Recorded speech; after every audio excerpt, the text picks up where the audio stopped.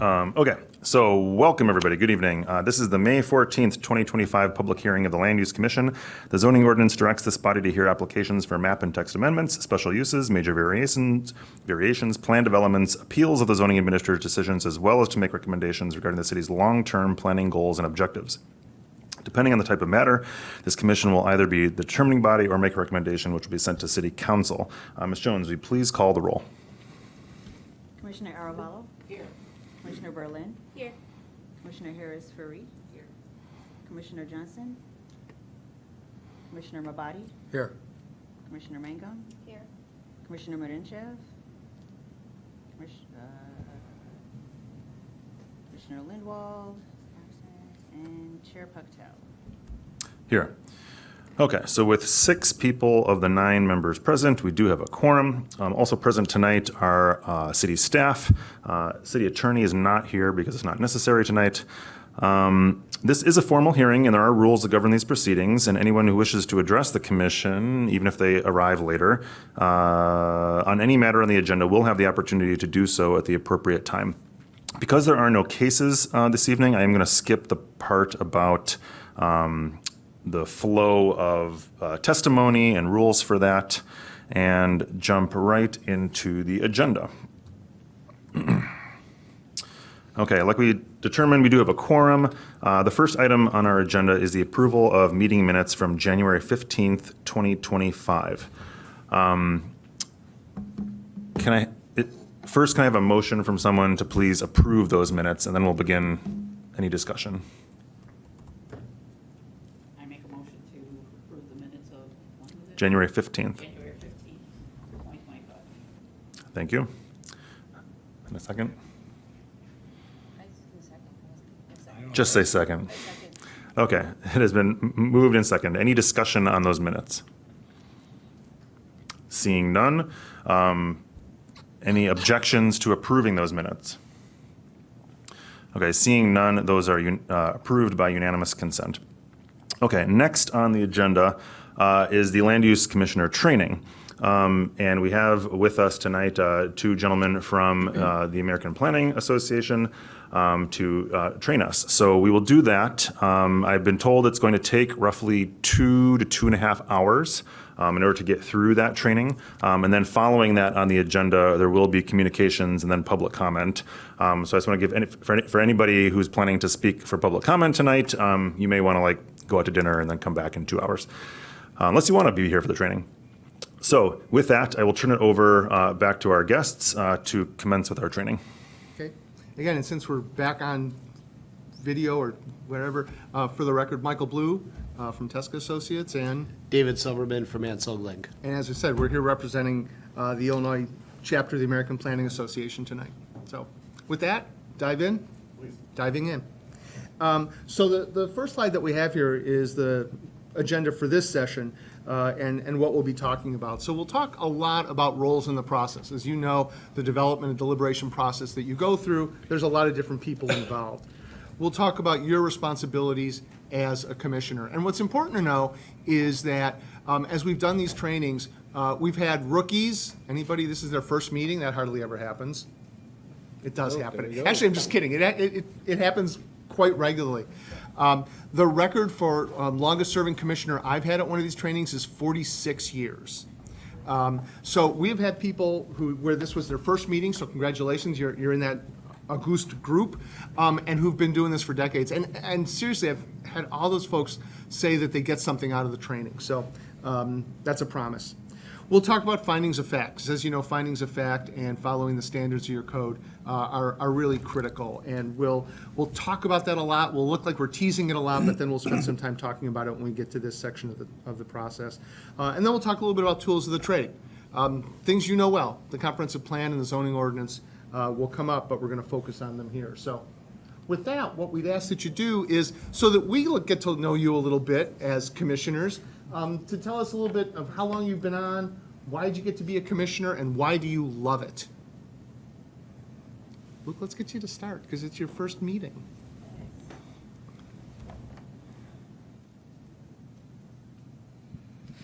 Yes, so I've been a commissioner for like 20 minutes now, I think.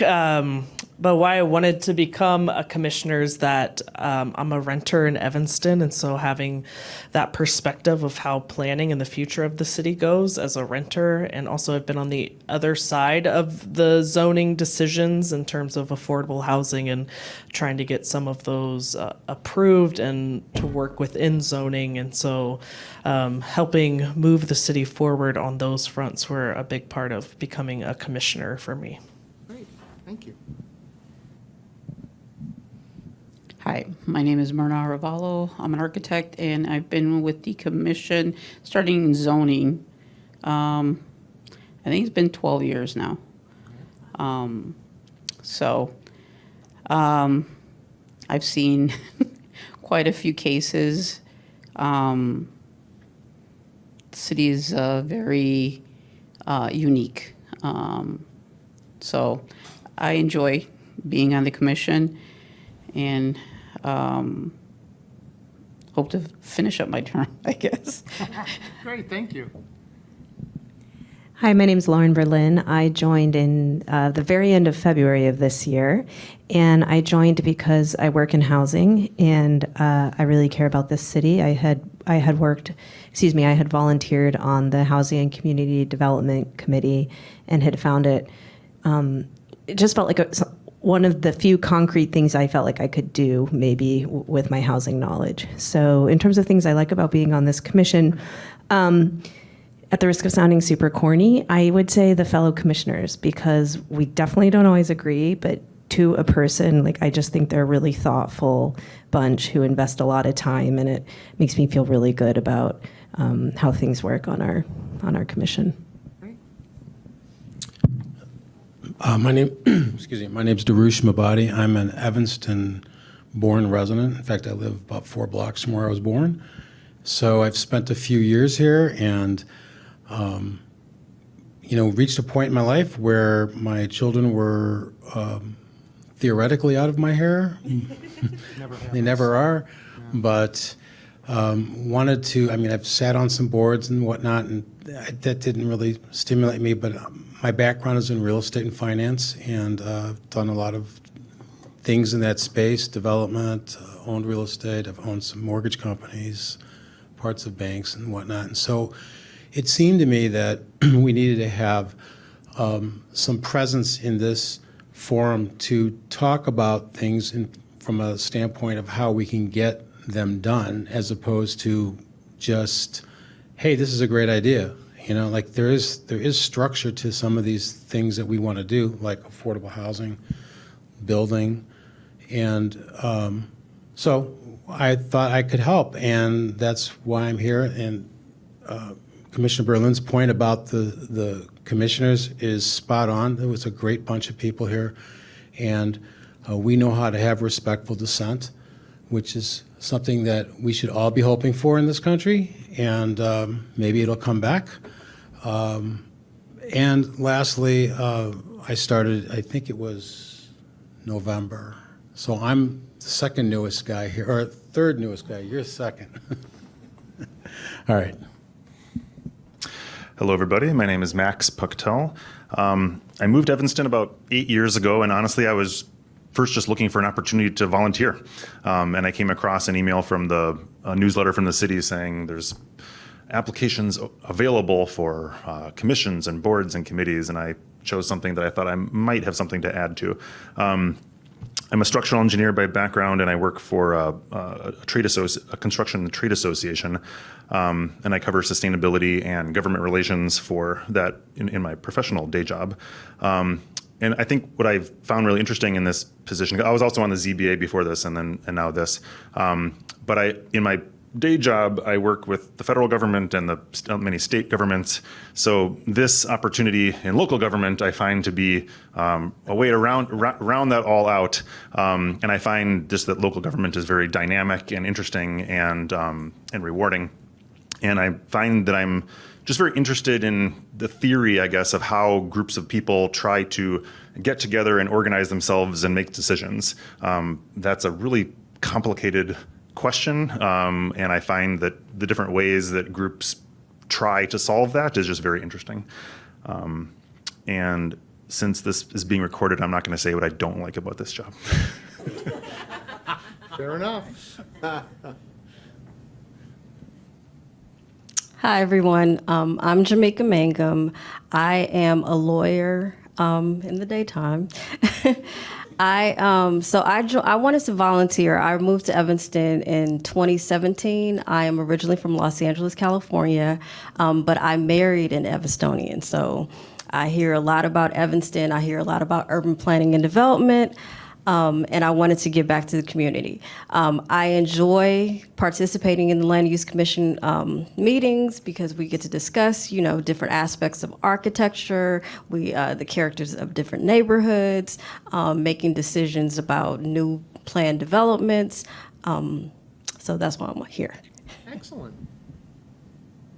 We're going to spare the staff introducing themselves. But we do want to say hi and thank you, and we're going to talk about y'all as the evening goes along. So let's get into it and talk about those roles in the process. What is the role of the commission? Well, this is a little redundant because you all just said this and covered this really well.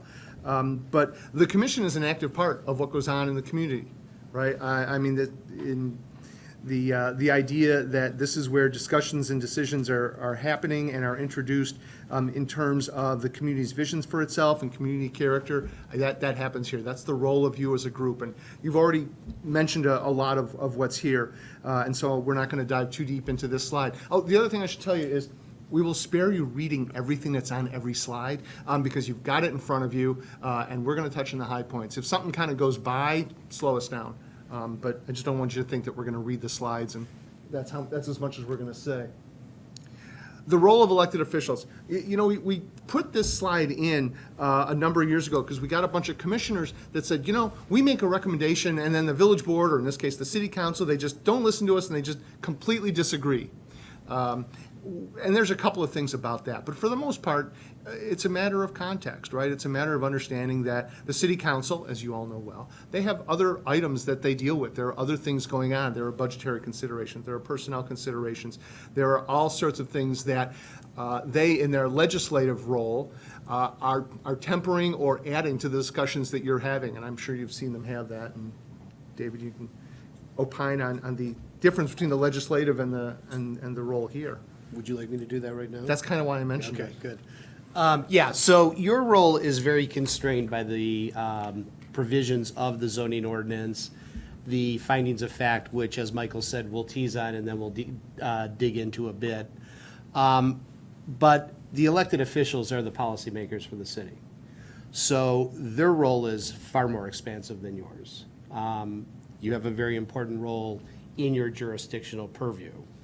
And your role, as Michael was saying, is to make recommendations and/or, in limited circumstances, final decisions on matters that come before you as provided under the zoning ordinance and state law to an extent. But the elected officials, because they're the policymakers, they have to consider a lot of other things. How does a development impact other initiatives going on in the city? Does this meet with the broader policy objectives of the city council as currently composed, and where their direction's going?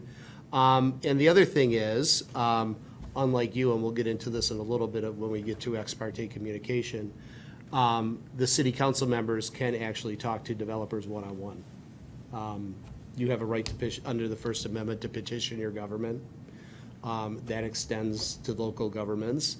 And so once they get past you, where there are strict limitations on ex parte communication outside of the context of the public hearing that you'll be holding, that same rule doesn't necessarily apply to the elected officials unless they impose that upon themselves. Say that again.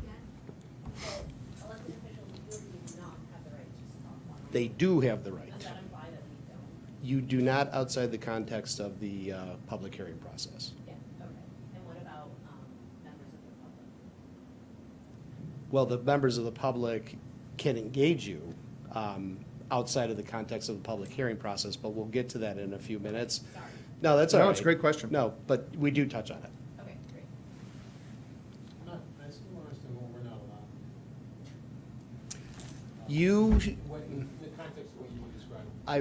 And I made the distinction for the purpose of explaining that the distinction between plan commissioners, whose role, your role, is well-defined in the zoning ordinance, and where you are delegated authority pursuant to standards that you have to follow when considering an application before you for some form of zoning relief. You're constrained by that. That's your operational purview right there. Those same rules don't necessarily apply to the city council. They So- can impose limits on themselves. Right, so and I was just gonna say, the practical answer to this is you get a call and say, Lauren, hi, this is Mike. I'm gonna be developing the building that's being proposed downtown. Can I talk to you about it? Right. And so that's really, the answer is no, thank you. Come to the public hearing. Right. And we'll talk more about that. So the role of staff. Now, Evanston's got a bunch of staff, so yay. A lot of places don't. You know, we've done this training in towns that have got hundreds or few thousand people, and we start talking about, well, when staff does this and staff does that. I had a guy once raise his hand and go, who's got staff? Right? So there are places where the staff is the city clerk or the village clerk, more likely, right? Or it might be a consulting engineer, right? So I'm here to tell you, you got it good. But what is the role of staff? And it's important to have a little bit of a handle on this. Most importantly, you got to remember, because sometimes people forget, and like I said, being a recovering community development director, I can tell you this for a fact, sometimes people forget, the staff work for the city, right? They are here to manage the process. They are not advocates for the process. They are not pushing for any development to happen. And sometimes, especially when things get heated and the staff is standing at the podium and explaining the development or some part of it, people wonder, well, who's the staff working for here? We're here to remind you so that you can remind folks that are at the meeting and the developer and the applicant, whoever, the staff are part of the process. The staff work for the city. The staff manage it. It's kind of an ombudsman role, right? Questions come in from the public. Questions come in from the developer. The staff is managing the journey that a development project takes, but they are here to support what you all are doing and what city council is doing, what other commissions are doing. That's why you have liaisons, that's why you have other staffs. And so it's just important to keep that in the back of your mind. Not everybody remembers that it's true all the time, but we're here to ask that you do. And again, I once went, after a hearing once, I went back to the back of the room to tell the applicant that that was the end of their process, that they were done, that they could come in anytime and get their building permit. That's all I wanted to do, and I inadvertently shook the guy's hand. And you won't believe the calls we got. Oh, Mike's in with this guy, and who's behind? No, let's be clear about what the staff's role. The staff's role is to manage the process. Staff is not here directing it. Unless you are. You want to admit to anything right now? Okay. In terms of working with staff, this is a team. All of you here are a team. Staff is managing a lot of what's going on. Honestly, a lot of what staff manages and deals with and processes never even makes it here. When I was a CD director, I used to tell people, we get a lot of D+ work comes in the office, right? And we're managing it and working with the applicant to get it as close as we can to the standards of the code, to the setback requirements, the height requirements, bulk requirements, and help them understand the process. You don't see it until it's at least a solid B+, right? There's always more to discuss and to evolve, but there's a lot going on before you ever get it as a plan commission. And so that, again, is an important part of the staff's role. When you're working with the staff, when there's a case that's before you, one of our big things that we like everybody to take away, and we never actually ask staff before we do this, so I apologize, but if you have a question, what should you do? Call staff. Is that okay? All right. Call staff is the answer to most of the questions that are going to come up tonight. If you have a question about a development, something that's going on, what's going to be on a case, what's on the agenda, what are these people thinking? Call staff. They're the resource to tell you that. I would suggest that you don't go, you know what, I'll just wait until the hearing tonight and I'll ask them from the dais and whatnot, right? A couple of reasons. One, you may have a really good question that staff needs to do some research on, right? So they might not be able to give you a complete answer if you wait until the hearing. So as long as it's okay with staff, call staff. We're going to talk later about ethics and more of this stuff about ex parte and some of these things. If you have any questions about it, call staff, right? That's always the answer. If there's something that the city attorney needs to help with, or there's something that the manager's office needs to know about, the staff is your conduit to do that. And so that really, like this slide about working with staff has got some good information on it, but the bottom line is to call.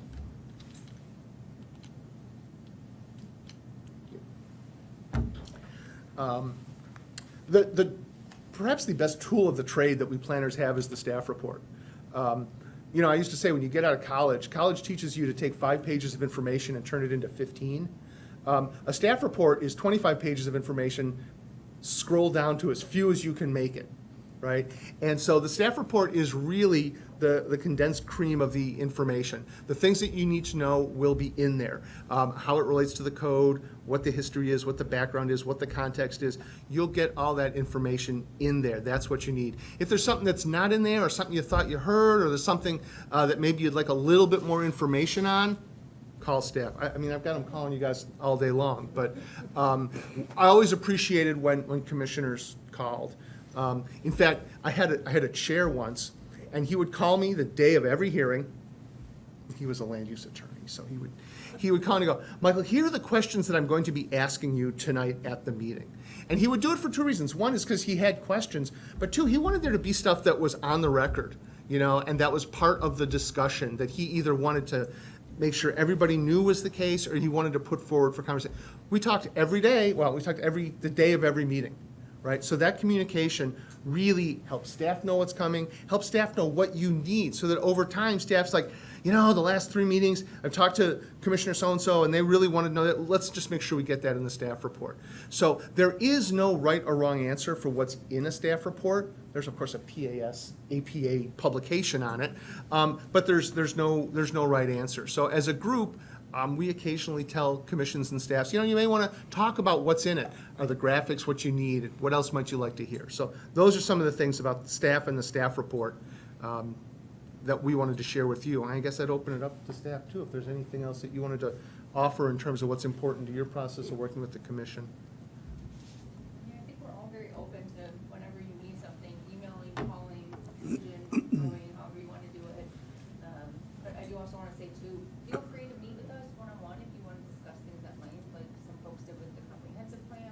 We meet with Jean pretty regularly too when we're dealing with bigger projects. So we're open to your feedback.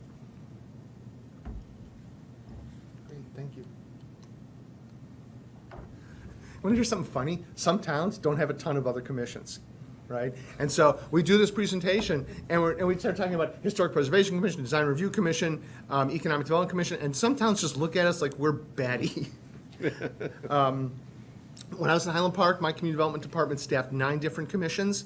We were pretty proud of our ability to do that, quite honestly. So in Evanston, there are other commissions. Communities set up commissions for things that are important to them. That may not sound real surprising, and I guess it's not meant to be, but that's their function, that's their role. Now, they don't all fit into this part of the development approval process that David was describing, but they play roles differently. Sometimes a recommendation or information that comes from a Historic Preservation Commission or some other commission may be part of what you get from a development. But there's the work of all these groups gets coordinated by staff and ultimately finds its way to the city council as they're making decisions. So the work of other commissions, and I don't know, is there ever times where you all get together with some of these other commissions, do anything jointly or workshop or? Not many places do it. We haven't done workshops, but we do have, take things to some of the different boards, committees, and commissions for them to discuss at their meeting and give us feedback. Excellent. So that's great. That kind of coordination is really important. Glad to hear that you do that.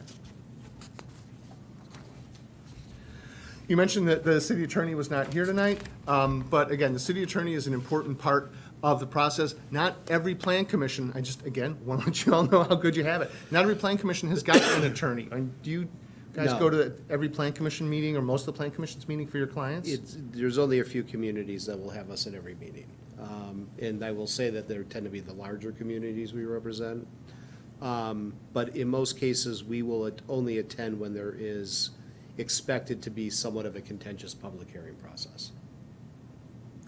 So the city attorney has got those two roles. One is a formal part of this development approval process thing that you do, and that kind of speaks for itself. But the other thing, and I know we keep teasing parts of the presentation, but the other thing is when things come up about potential conflicts of interest, or if you have a concern about conflict of interest or an ex parte communication, or if there's an ethics question that comes up, the city attorney is also a resource for that. And the best way to get to the city attorney to be part of that is to call staff. So they will clarify zoning, they will deal with all the nuts and bolts. We used to call the city attorney most often to say, did we screw up the notice for this meeting? So a lot of it is very, and usually we had. If we figure we had to call, we had. So there's a lot of nuts and bolts, but also the city attorney is a great resource to understand how to maneuver the issue that's in front of you. And if you have that kind of relationship, or at the very least your staff will, it's a terrific resource. The other key part of the player here is, of course, the public, right? And the public is part of the listening, the public is part of the contributing, and the public is part of the process, obviously, and we'll talk a little bit about public hearings and taking testimony in a little bit. The developer, the person that comes before you as a developer, also has a role in the process. Often at some level, the process with a developer can be contentious. I know it doesn't happen here, but there are places where it does. And you know what? There's good reason for that, because it's about change, right? And so you all are kind of the tip of the spear when it comes to change happening in a community, whether or not it's a 37-story building or whatever might be happening, or what's going on with housing, the issues that you talked about. You are all at the point of change. And do people like change? No, people don't like change. Change is hard for everybody at an individual basis. And resisting change is a natural reaction to change, right? And so where does that play out? A lot of times it plays out at a plan commission meeting, and I'm sure you've seen it, right? And so this can become a contentious process. One of the things to keep in mind, though, is that the developer that's before you, if they can produce a development that is in keeping with the standards of the code, the direction of the comprehensive plan, within the boundaries of relief for the code, they're really helping to implement a city's comprehensive plan. And that done right, this isn't cops and robbers. Done right, best case scenarios, there's actually a team aspect to it. There's a financial aspect to it, and somebody is looking to make a profit. That's part of the process. I can tell you that we've had developers stand in front of the commission when I've been in other towns that have said things like, and I wish somebody had warned them not to do this, but has said things like, well, for what I paid for the property, I need it to be this tall, or I need it to have this many units. And the plan commission just kind of goes, right? Because that's not your responsibility, right? You're not responsible for giving somebody more density, more something, just so they can cover what they spent for the property. There is a balance that is going on, and the developer's role in that is really very important. That's how things get built. That's how the city's comprehensive plan gets implemented.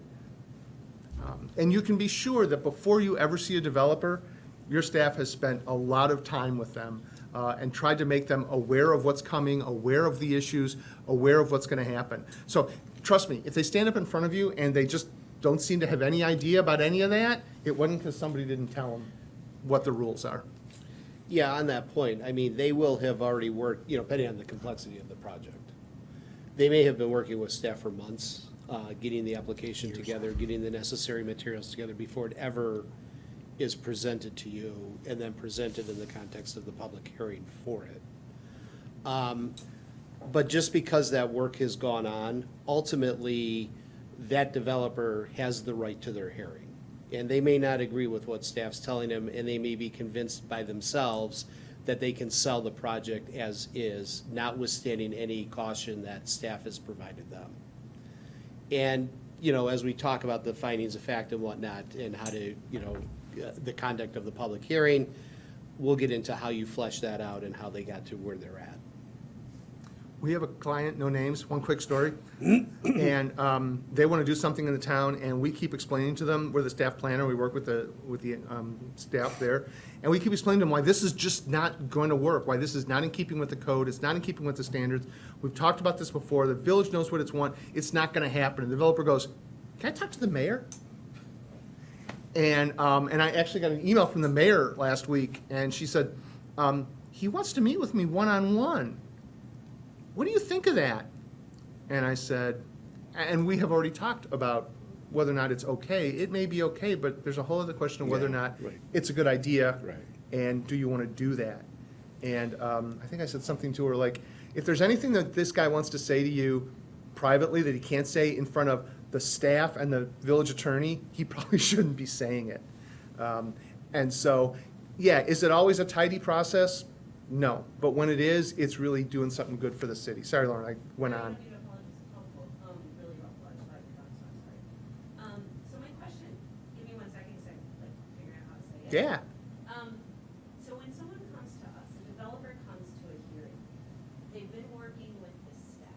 Is the role of the staff at that level Sherpa, as in these are the parameters that you need to stay in, or an advocate, as in kind of like we're getting you to a place where this will get passed, which is kind of the same thing but kind of different, right? Like one has an opinion on the project versus one is I'm literally leading you through our requirements. Great question. Does that make sense? Absolutely.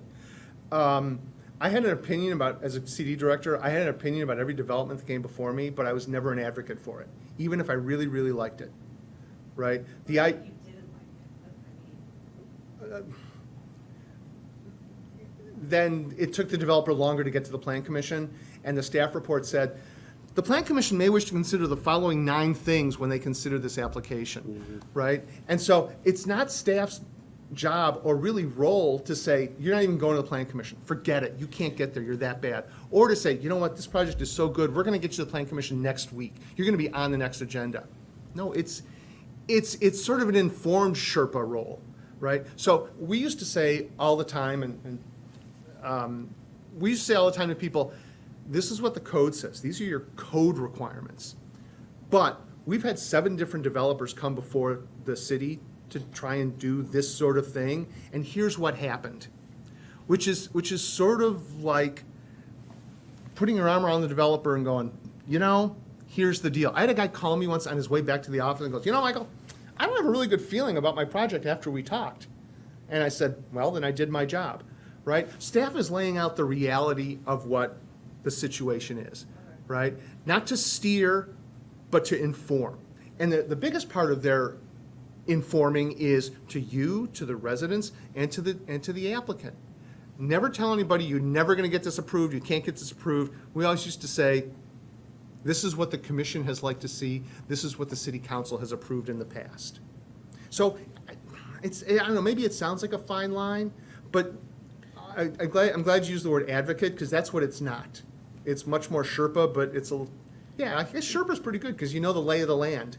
It's definitely the role of a Sherpa. Yeah, the more I think about it. If staff's getting into the business of advocating, and I do not believe your staff gets in this business of advocating applications, that is problematic on a couple levels legally, because then staff is in effect becoming witnesses to the very application that's being presented to you, and staff should never be a witness.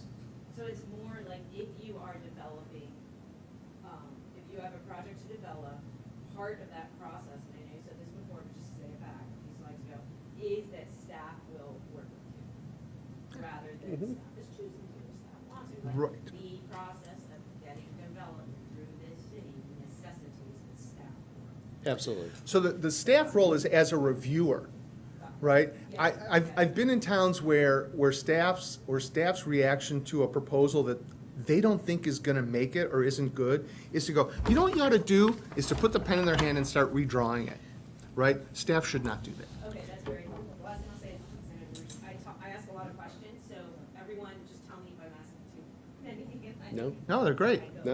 Okay. So these examples we're talking about would probably typically apply to a planning environment. that I mean, someone's not gonna go and ask for a garage, and it's gonna become a big deal. It's either gonna go or not go, but when you're bringing in staff, when you're bringing in architects, you're talking about something that's rather weighty, something large. So when you're doing that, you're moving outside the box of zoning ordinance. You're opening it up to a lot of, elevational questions, density questions. So I guess I'm thinking about, there was a culinary school that we had over here in Evanston, that the guy bought the land and he wanted to put 99 townhomes on it in a neighborhood that had single-family residences. So that got destroyed. It didn't get anywhere. And then another guy came along and he wanted to build 20 5-bedroom bungalows. They wanted to rent to college students. That got shot down. And what ended up being built there was 19 homes.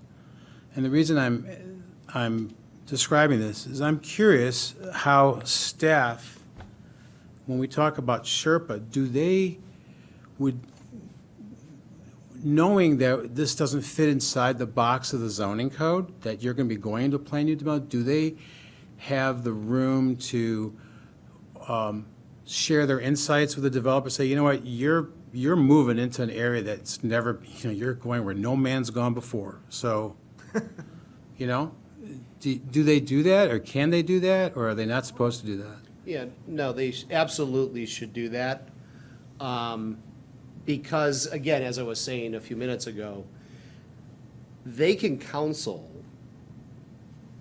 an applicant on, okay, here's what's going to work. Here's what you might expect pushback on. Whether the developer ultimately listens to any of that advice, or some of that advice, or none of that, whatever, that's the developer. They still have their property rights to come before you to present what they think is optimal for that piece of property at that location.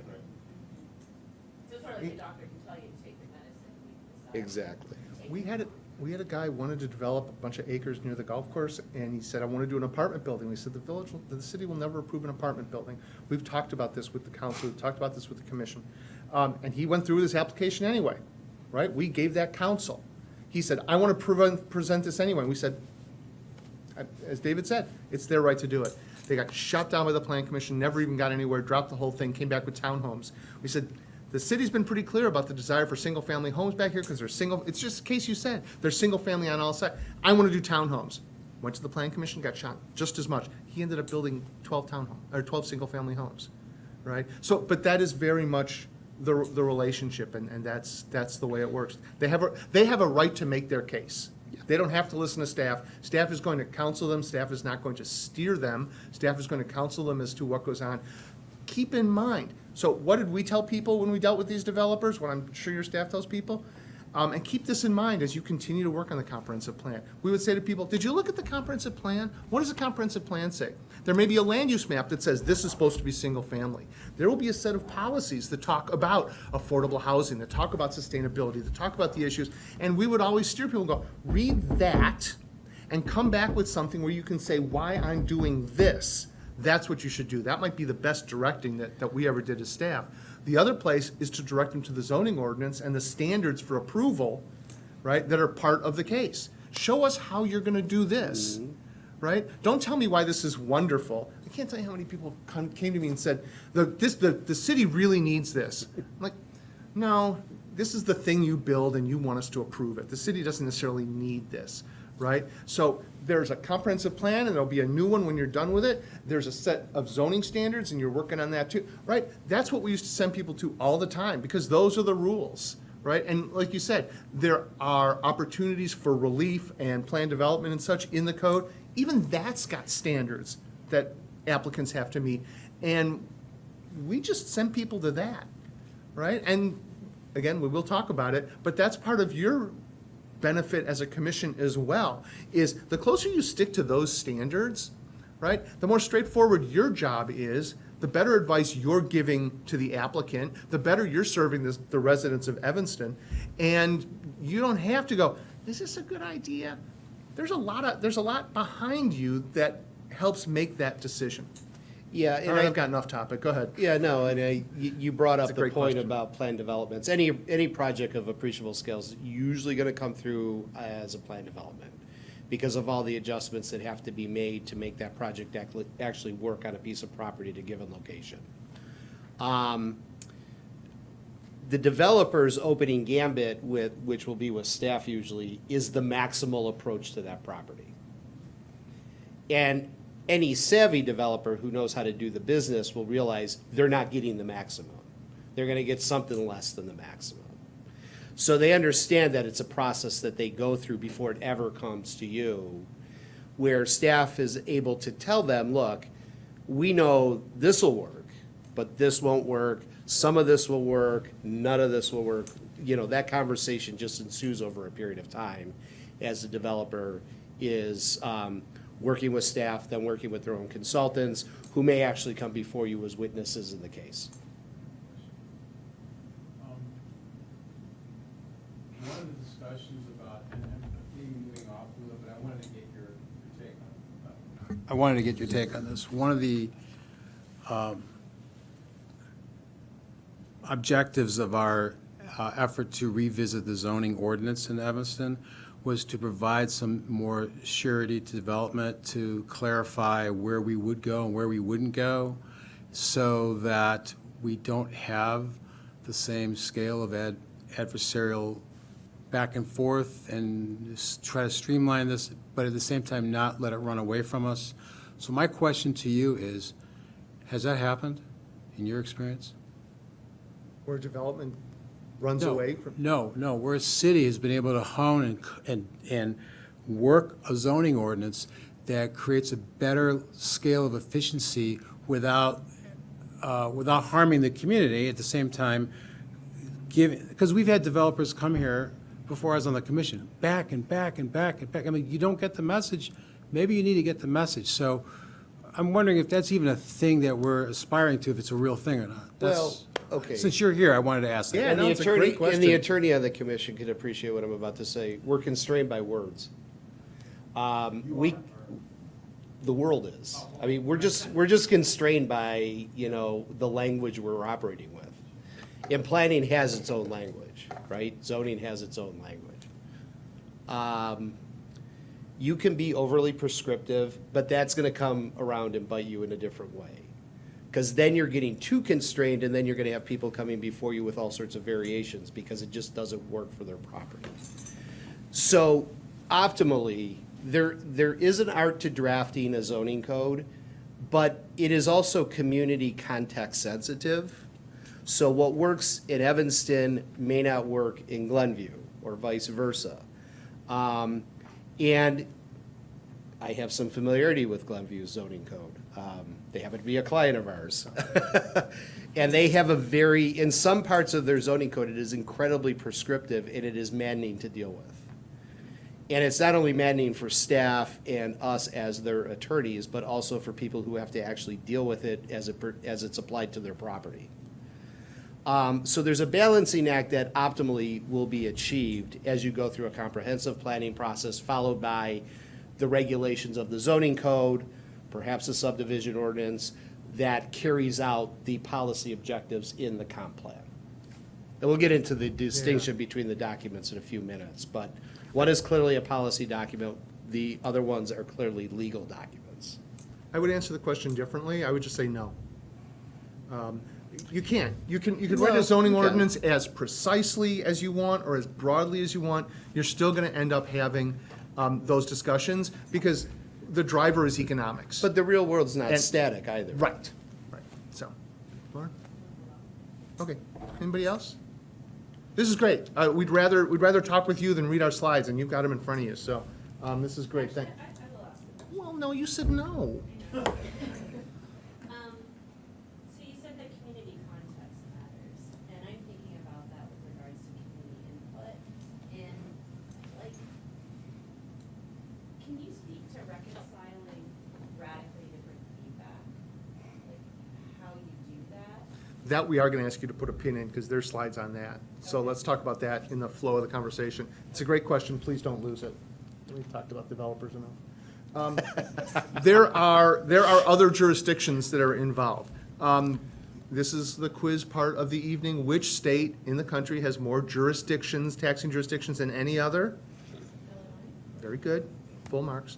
And what's Over 7,000. And what's interesting is some of the major ones in Evanston are city departments, right? So Parks and Rec and Library, in a lot of places, are separate taxing jurisdictions, right? Here, obviously, the school districts are a separate jurisdiction. So these are often, and to a varying degree, groups with their own governing body and staff and processes that have a relationship and are impacted by the developments that you're going to be approving. Unless somebody comes to a public hearing and says, I'm the superintendent of District 65 or something, you're probably not going to work with them. Staff will be dealing with them and will work with them. But it's important to know that they're out there and that they are part of this process as well. There is a regional plan commission that deals with Cook and surrounding 6 counties. The Chicago Metropolitan Agency for Planning, you may have heard of them, may have come across some of their work.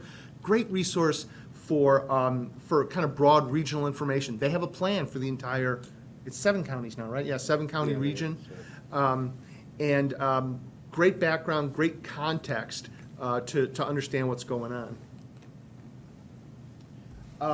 Little fun fact, did you know, right, that the first Plan Commission was in Hartford in 1907, right? So there you go. You can pull that one out at the next dinner party that you're at. Oh, shameless commercial time. So I mentioned that we're here on behalf of the Illinois chapter of the American Planning Association. You can more than welcome to be a member of the American Planning Association, but the Illinois chapter has got chapter-only members, and so that individually you can join. The chapter website is ilapa.org. A lot of information there, and then the events that they have are discounted. So, And you I can actually tell don't time now like we this get our slide. part. This slide was added in the last couple of years. Yeah. I'm not a fan of this slide, but here's what I will say. Because Moving on. there's some validity to the slide. For newer members of the Plan Commission, or even people who've been on the Plan Commission, APA is a really good resource for you. And the national organization also has the commissioner. They still do the commissioner, don't they? Well, okay, but Don't they get- do have don't get me resources. started. They have resources for plan commissioners. There's a So- section of the website that's for commissioners. So it's not just for professional planners, it is also for citizen planners. Otherwise, I hate that slide.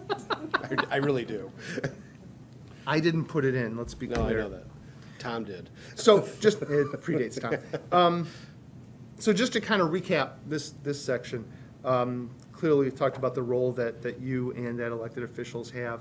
And we talked about the role that staff has, right? And that the applicant advocates, staff explains, that's an important thing to keep in mind. And that the public and the public and the developer also are parts of the process, and we talked a lot about that. So in terms of that stuff, any questions or other questions? The questions we've got are great. We love being interrupted with questions because it makes for a much better session, but some of those things, keep in mind, we'll be getting to those very quickly. Moving on. All right. So what are your responsibilities as a commission member, right? So some of these are obvious, some of these are, what is it, everything I needed to learn, I learned in kindergarten or something like that. Some of these are obvious, right? Be prepared. We always tell commissioners to read the comprehensive plan, or if you're writing it, you probably have a little better sense of what's going on in it. Be familiar with the zoning ordinance, or if you're writing it, you probably know it a little better. But that kind of background, do you have to be expert in these things? Do you have to have memorized and know every chapter, every verse? No. But to understand the greater context that these things have. Oh, look, it says here, contact staff with questions before the hearing. Understand the proposal. If you've got questions, that's very important. Play an active role, be here, arrive on time, have read the materials. Like I said, I had a short stint as an alternate member of the commission. I used to get the packet back when things were still all paper. And I know as a staff member that the worst thing that happens is we would get commissioners, they'd show up, they'd sit on the dais, and they'd open the packet. We'd be like, we sent this to you 8 days ago, right? Be prepared. You don't always have time. I know the feeling of opening a really big packet and going, ugh, right? but being prepared is important, calling staff with any questions that you have. Yeah, open it in your car before you walk in. Right, that's what the smart commissioners do. It's not a great look if you're opening the packet as you're sitting down. But read the staff report, you'll get the sense of what's going on. And I know now too, with electronic packets, I mean, I go looking for things that I'm going to plan commission meetings for, and the packets are hundreds of pages long, right? I don't know how anybody reads it. If you've got to focus on something, and you can tell me if you want to do it differently, focus on the staff report. That's where all the wisdom is. I don't know if I'm on the right slide. Somewhere on here it says visit the site, right? Really important to visit the site. I know it sounds obvious, but I would tell you, even if you pass it every day on your way to work or when you walk the dog, visit the site with an eye towards the case that's before you, right? You will see it differently. I would also suggest to you, whether or not it is just a variation for a garage or it's a new building in the downtown, go and visit it after it's built, right? And kind of and I know some of you are designers, and this is way easier for you than it is for a lot of other commissioners, but get a sense of translating that two-dimensional picture into what the three-dimensional picture is going to be. And I always think this one is important about going to see it after, because I've had commissioners who came to me when I was on staff and go, who approved that? I never forget that. Who approved that? I'm like, well, you guys did. Well, it didn't look like that. Well, yeah, it did. But you know what? It didn't to them. And again, commission, if you're not a designer or an engineer or you're not real familiar with it, so there's a learning curve, and everybody gets that. And part of your training is to go visit afterwards, especially if they show you elevations of something. What does that look like when it actually gets built? Yeah, but not three of you at the same time. Well, we'll get to that too. And then don't enter the property, by the way. Look at it from the public way. If the owner wants to invite you onto the property, you can do so, but don't enter the property. When you get to, next. Because it's private property or there's a conflict? Yeah, you're gonna create a Fourth Amendment problem for yourself. Basically, you're trespassing. Well, I mean, And a trespass, and in a civil context is it. but I'm just thinking if there's like No, if you want to walk around to the backyard, yeah, don't do that. But not everybody gets that, though. Sidewalk out. Sidewalk alley, yes, that's right. That's right. So a few more responsibilities, right? This, and again, some of this is, I guess, easy to understand, but this idea of professionally performing your duties. One of the things that you know, but we always remind people, is when you sit up there, you are representing the city of Evanston. You are representing the government. And we can tell from the way you described why you're here that you understand that. Keep in mind, too, if there's a person in the audience who's here because their neighbor's getting a variation or they're concerned about a building going up downtown and everything in between, they may never had anything to do with the city of Evanston before. They may have never had anything to do with government before. And you're representing government. And I like to say not just Evanston, but government in general. And not to add to your burden or anything, but that's part of what you're doing there. Be professional. Don't use jargon. Try and be clear in terms of what you're saying and what you're asking. Don't use the shorthand that you as a commission start to develop. Remember that you're here so that the folks that are watching can understand what's going on. Can I ask about that, though? Sure. I feel like there's a lot of conflicting messages around this idea that we represent government, right? Because to your opening, like, elected officials have a different set of responsibilities, right? And so, like, I'm not proud of this, but in one of the early meetings, someone at one point yelled something rude at me. And from the public, I was a member of the public who yelled something rude. And then I felt it in a tough meeting, it really caught me off guard, and I said something back from the guidance. And I asked a couple of people I have a lot of respect for, how they would have handled it. And I got two different pieces of feedback. And one was, you never behave that way on the guidance. You should ask the chair, like, if you need help. And the other was, you do not need to tolerate that sort of treatment, and you can stand up for yourself.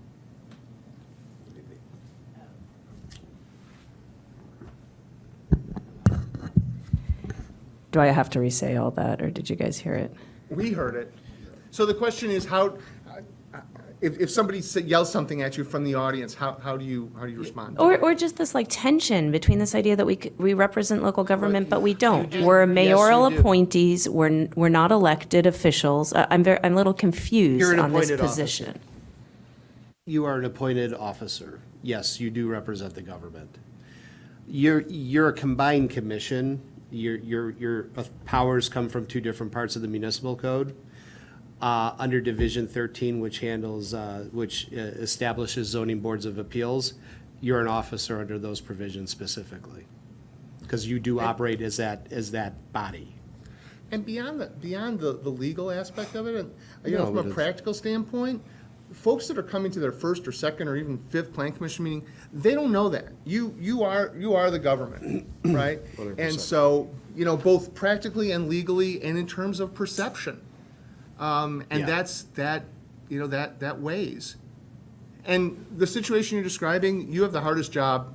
You know, I will tell you, staff, I was always glad to be on this side of the dais, right? It's very hard to do. It's very difficult. You know, as best you can, I learned a long time ago, the best response to anything is, thank you for your comment. And I've had a lot of opportunities to practice saying, thank you for your comment. And after a while, you get good at it. And that's really what you're talking about. No, you don't have to take it. But, you know, the way you respond is a reflection on you individually and you as a commission and the city as a whole. Because what happens is, that person goes out, it's like, you know, when you have a bad meal at a restaurant, why doesn't the restaurant want you to have a bad meal? Because you will tell everybody.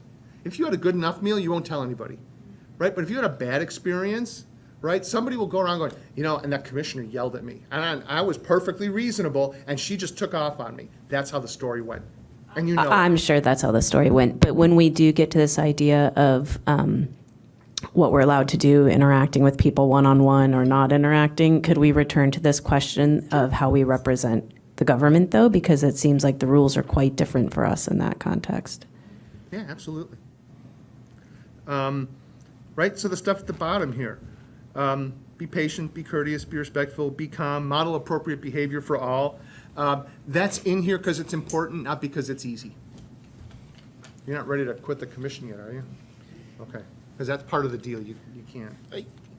You Go know, ahead. in an engaged setting where you have residents who are very knowledgeable, very engaged in the community, you're gonna get that. Yep. Some communities, it's a lot easier to do this job than others. I can't imagine Evanston's an easy place to necessarily do this job. Which actually puts more of a responsibility on each of you individually, so I'm not gonna single anyone out, to really comport yourself in a way that projects the professionalism you expect from the audience. I think that's a very good point, and it was a very steep learning curve, and I have since learned. Yeah, that's great. That's all you can do is, you know, do it differently the next time. The people who are in the audience, most of the time will generally observe decorum, but I can tell you in many different community contexts, that's not always the case. Because it gets emotional. Right, that's a function of the change, and people are just passionate. It's the way it is. So let's talk a little bit about hearing responsibilities and the hearing generally. The most important thing about a hearing is the structure. And Mr. Chair, you said you were going to kind of dispense with the reading of the details of how the meeting went. But for a regular meeting, you would have gone through that step by step. Here's what we're going to do. I can tell you that is great. That is perhaps the best thing that you can do. Because then everybody in the audience, the developer, the applicant, people watching, they know here's what's going to come. Right? Because what gets people disturbed at other meetings where it's not this obvious is, when am I going to talk? Right? The applicant gets to talk, the staff talks, the commission talks, the staff talked again, and I'm just sitting here. Right? People want to know where they are in the process. And the process is, one, set up to allow comment on agenda items, comment on business from the public. So there's certainly, the process is set up for the public to participate, but there is structure to it. Structure is a really important part of meetings. That's why we have agendas. That's why, you know, there's an order to how things work. That's why there's Robert's rules. Whether you follow Robert's rules or not, it's a general construct to follow. But that idea of structure and an orderly meeting and sticking to it is really important to help you keep control and to keep, you know, things from getting out of hand. I'm gonna go ahead and, I saw you nodding, but. No. Can you talk a little bit about I think it's still relevant to what you're talking about. Different approaches for dealing with interruptions, unruliness, if things do get out of control. What's some advice you have on how to handle that? There's a number of things that we've seen. I'll share a few, and David, please do. But I would tell you that a lot of maintaining decorum comes from the chair or whoever's running the meeting. As meetings start to get away, they get more away. The structure that you have is your first line of defense. So to be able to tell people, I'm sorry, thank you for your comment, but we have that. That's the third part of our hearing that's coming up.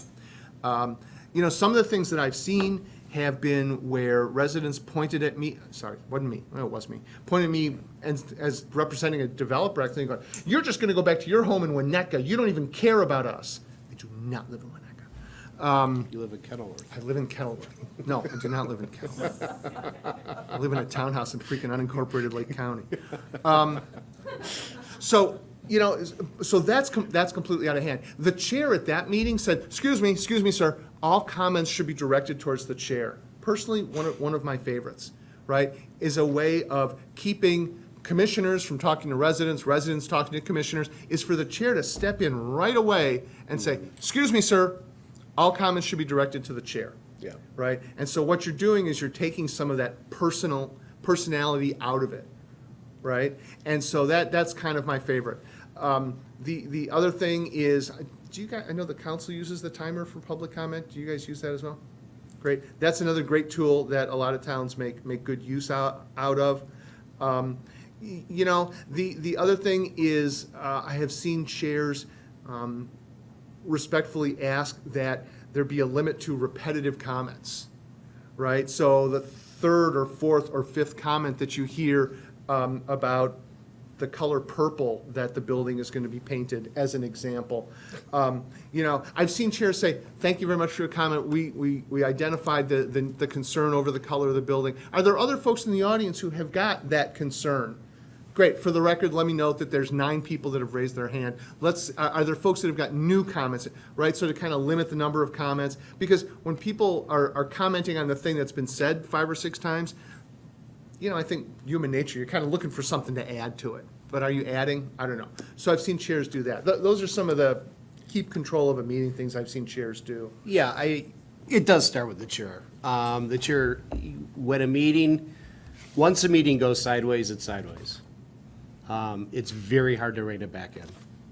So the chair does need to make sure that the decorum of the room is maintained on both sides of the dais.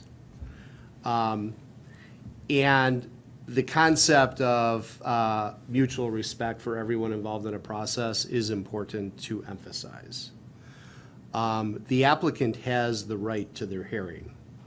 They also, as a result, do have to listen to the concerns of other property owners who may be affected by the property, and sometimes who may not be affected by it at all, but still have a concern about it. Michael just made a sly reference to a project that I was deeply involved with that's not too far from here on the Edens. That is a purple building you may be familiar with. An old department store that sat vacant for a long time. That engendered a lot of commentary about the color. But at some point, the chair, that happened to be in the Architectural Review Commission stage, but nonetheless, that chair said, okay, I think we have heard enough about purple. Is there anything else? So that gets to what Michael's saying. You don't have to hear the same thing about traffic. You don't have to hear the same thing about stormwater detention from 30 people who are telling you about traffic and stormwater. Yes, we understand that's a concern. We certainly will be aware of that as we're deliberating on the application. Do you have anything else? The other thing is, if there's a group of property owners who share a common interest issue with a project, they could be encouraged to appoint someone to serve as a spokesperson for them. That's often encouraged as a way to not only save time, but also to preserve decorum in the meeting. So there's a number of strategies you can do. The other thing is, you use the 3-minute timer for the public comment. That's fine. 3 minutes seems to be a magic number. And yes, I'm aware that that's a Schoolhouse Rock thing. But those of us of a certain age I might wasn't know gonna what I'm say talking about anything. here. But the thing is, don't necessarily use that 3 minutes to do a back and forth. That's not the time to do that. So just be careful with that. Right. So what about, thank you, what about managing things like heckling, jeering, applause, that kind of thing? Hammer it down. No, gavel that down. And warnings can be given to particularly disruptive people that if you keep this up, you will be removed from the chambers. You can do that. You do not have Elaborate to- on that, please. If you have a particularly abusive person who's sitting in the audience and has been warned, you maybe give them, 3 bites at the apple, so to speak. Ma'am, sir, whatever it is, please hold your comments till it's your turn to talk. Please, no booing, no clapping, no this, no that. I mean, the room needs to be set a certain way because the hearing has to proceed in a manner that's fair to all parties involved. And when people start becoming disruptive like that, they're really harming the process. And it really it can lead to confusion of where you're at in the process and what you've heard and this and that. So people who are particularly disruptive should be warned that if they keep it up, they will be removed. So in that, some communities will sometimes have a police officer handy if there's anticipated to be a particularly disruptive audience. Maybe not at all the public hearings, because they don't necessitate it, but certainly at those where it could be anticipated that there's going to be a lot of jeering, whatever, you can have police officers handy. And police officers have a natural ability of actually creating a certain calm in a room. I've also seen communities where the opening statement that gets read includes the rules of decorum and the rules of conduct for the meeting. There is to be no clapping, there is to be no jeering, there is to be no speaking out of turn, just so that people know. And I get it. If people are passionate and people are concerned and people don't feel that they're being heard, that's going to happen. But I would go back to David's point about gaveling it down quickly, because it gains momentum. So I have a question. One of the ways that I've approached my personal comportment when I'm thinking about my role as a commissioner is I think of how, well, the fact that we've been dealing with the master plan issue for the last 6 months, and every time we do this, it seems like we spend a lot of time talking about zoning because it wasn't separated, but it was separated eventually, but people hadn't separated themselves from that, and they were very emotionally and very fearful, and so they want to be heard. They want to be heard. And so what happens is you hear the same thing over and over again, and your eyes are rolling behind you. I've already heard this.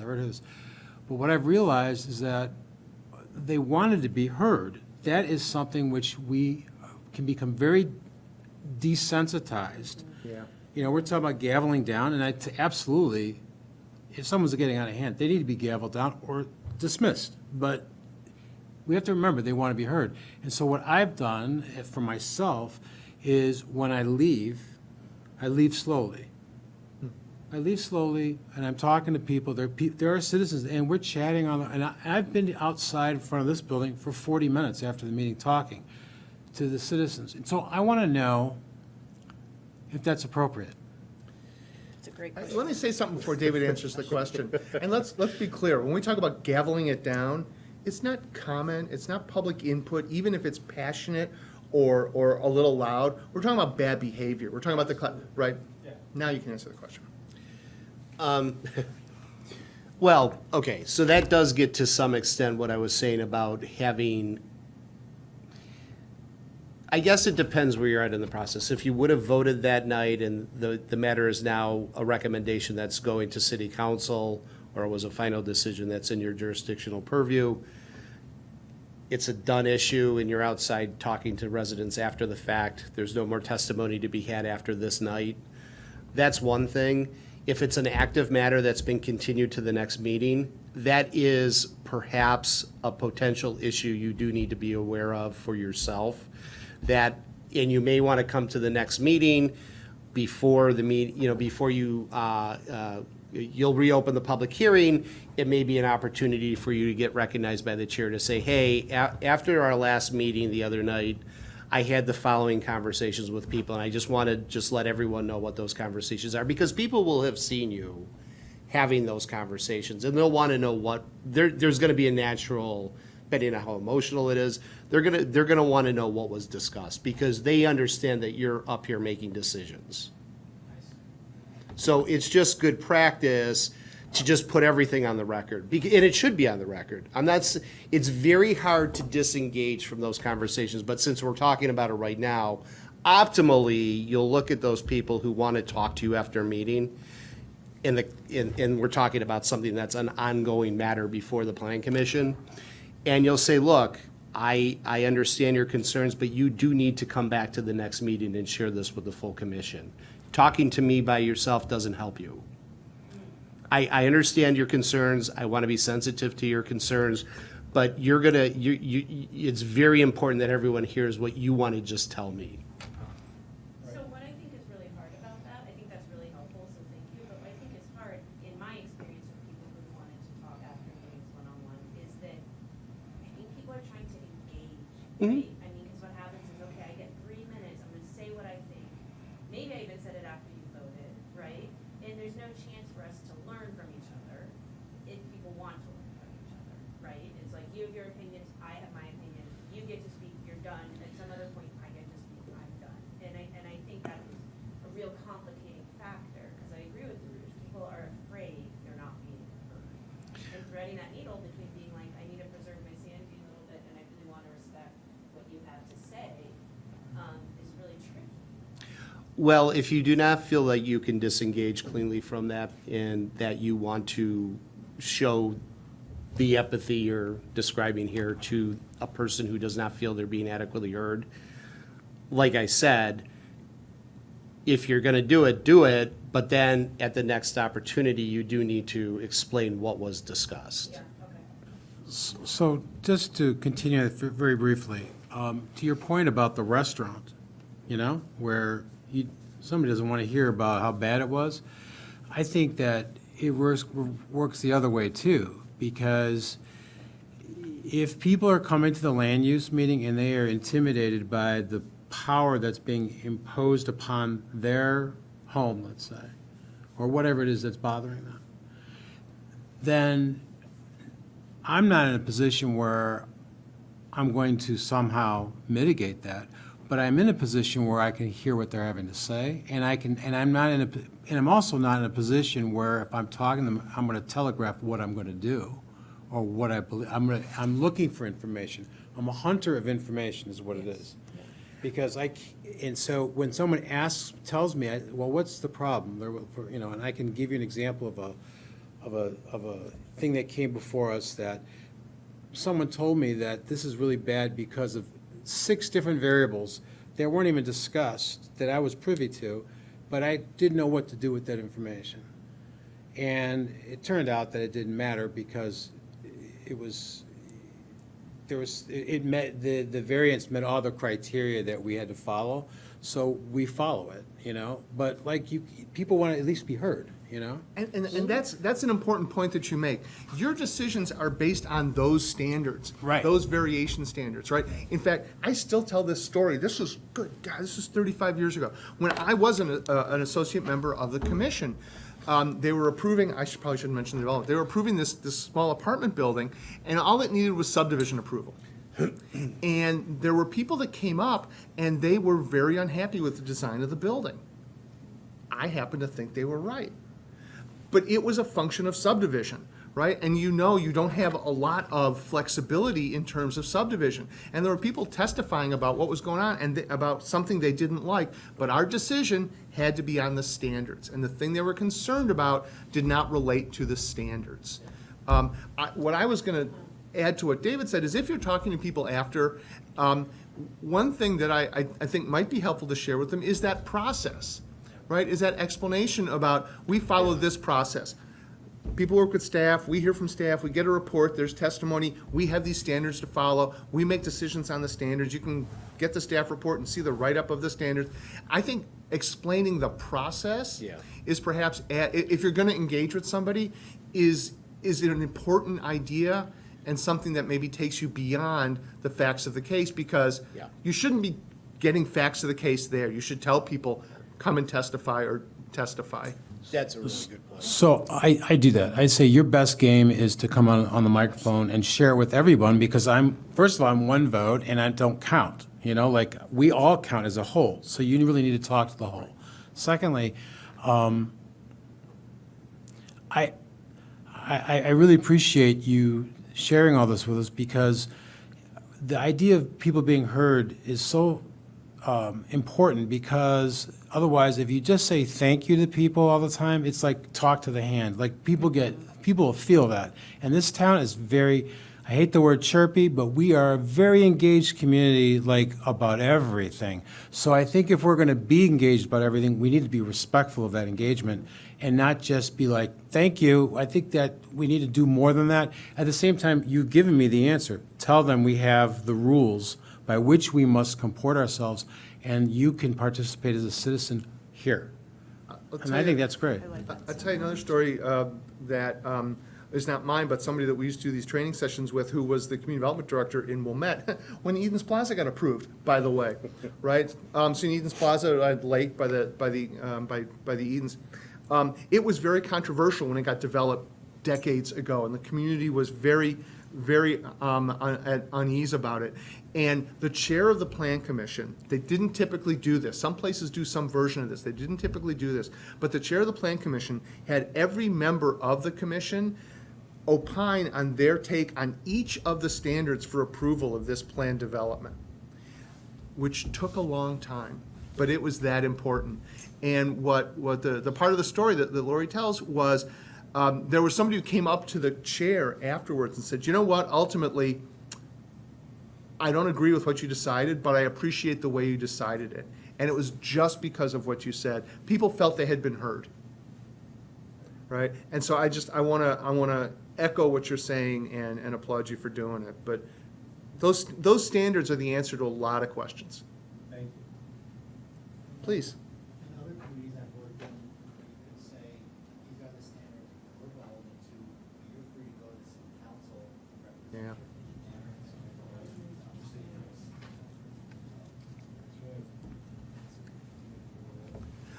The other thing I would say about this is that being a plan commission or a land use commission is a team sport, right? So we've put a lot of the responsibility for decorum on the chair.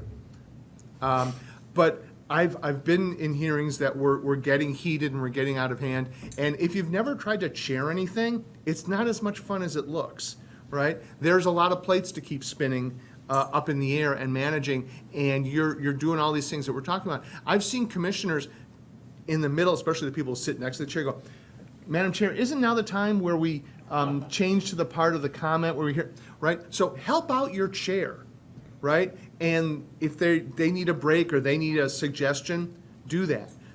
That said, don't do this internally. Don't go, I really didn't think they should be right? As natural as that is, just don't do it. I mean, think of the things that you can inadvertently do that add fuel to the flame of what we're talking about, right? Don't text home just to say, meeting's running long. Yeah, don't text. Don't forget the legal reasons, which David can tell you about, right? I actually had a commissioner who had his laptop, because that's where the packet was, had the laptop, and he's always doing this. And after the meeting, I go, Chip, what are you doing? He goes, oh, I'm texting Councilman, what's his name, just to let him know, what's going on and what I think of this. And I said, would you like to just hand that to the attorney of the applicant now, or do you want to wait until discovery? Right? So all those things, and who doesn't have the phone? I mean, how twitchy are we all now? Nobody's had their phone in their hand for an hour and a half already. It's foilable. I texted my husband, like, I'm not going to be home for bedtime after all. Right. So, you know, those little things matter, because we're talking about the things that people get passionate about, and honestly, rightfully so, Yeah, right? for sure, yeah. It's democracy. It's the least worst form of government. Welcome to it. So far, anyway. We're gonna go quick. We're gonna go quickly through some of the standards on the slides since we've been talking about them. So I'm gonna just reiterate what I said initially, which is as we move through these, if there's something that goes by on one of them that we don't touch on that you'd like to talk about, let us know. But this idea of voting on the standards, we just talked about, right? That's your rule. That is your. I mean, legally, it's the rule, but as a matter of dealing with the questions of people being concerned and, you know, to let people know, these are the standards that we make our decisions on. And we'll talk more about those as This is we've the been teasing. precursor slide, This is right? this is the precursors. This Yeah, is the okay. pre-requirement to talk about the standards. Yeah, yeah. You know, and the one in here too that I like to touch on is this idea of keeping an open mind, right? You're all residents. You all have an opinion. You all have a perspective. You may live next to something that's in front of you, right?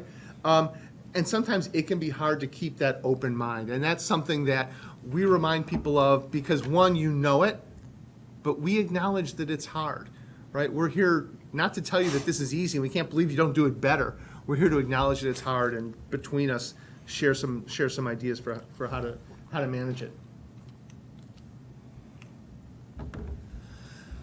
There are some things, and this will play into the conversations that we're talking about. There are some things that are either not in your purview or are not part of the decisions that you make because they don't relate to the standards that you're considering, or there's something that there are things that get reviewed elsewhere, right? You know, there are towns, and I know there are parts of Evanston where this is important, where stormwater, for instance, is an issue.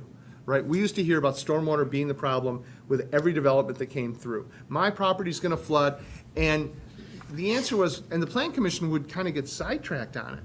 And we'd say, you know, stormwater's gotta be managed, there are rules, the engineer takes care of this one, right? So stormwater is an example of something that's not.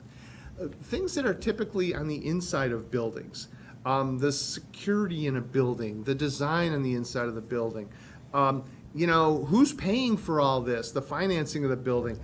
So there are some things that are not part of your purview, which is important to know, one, because you really shouldn't be digging into things that get off the standards. The things that you need to be digging into are either in the staff report or staff will help you understand.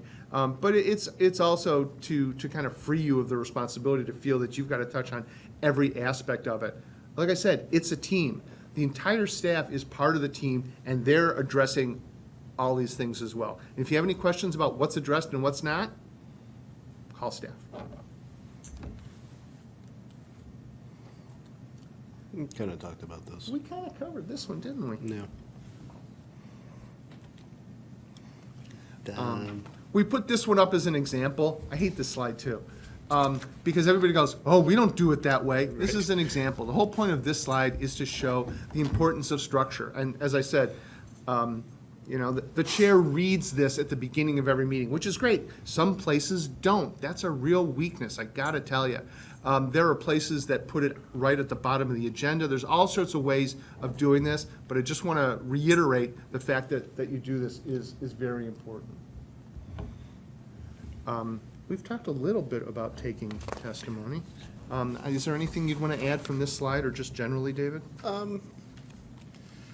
Yeah, so there's two slides, they relate back and forth. One of the earlier slides said, give appropriate weight to the testimony that's been presented to you. People who are gonna come to your meetings, most of the time are gonna have opinions. Whether they're learned opinions or just opinions is something you're gonna have to decipher for yourself. And as Michael was saying, certain things won't pertain to the findings of fact, the standards that you're gonna be following to determine, to come up with a recommendation to city council.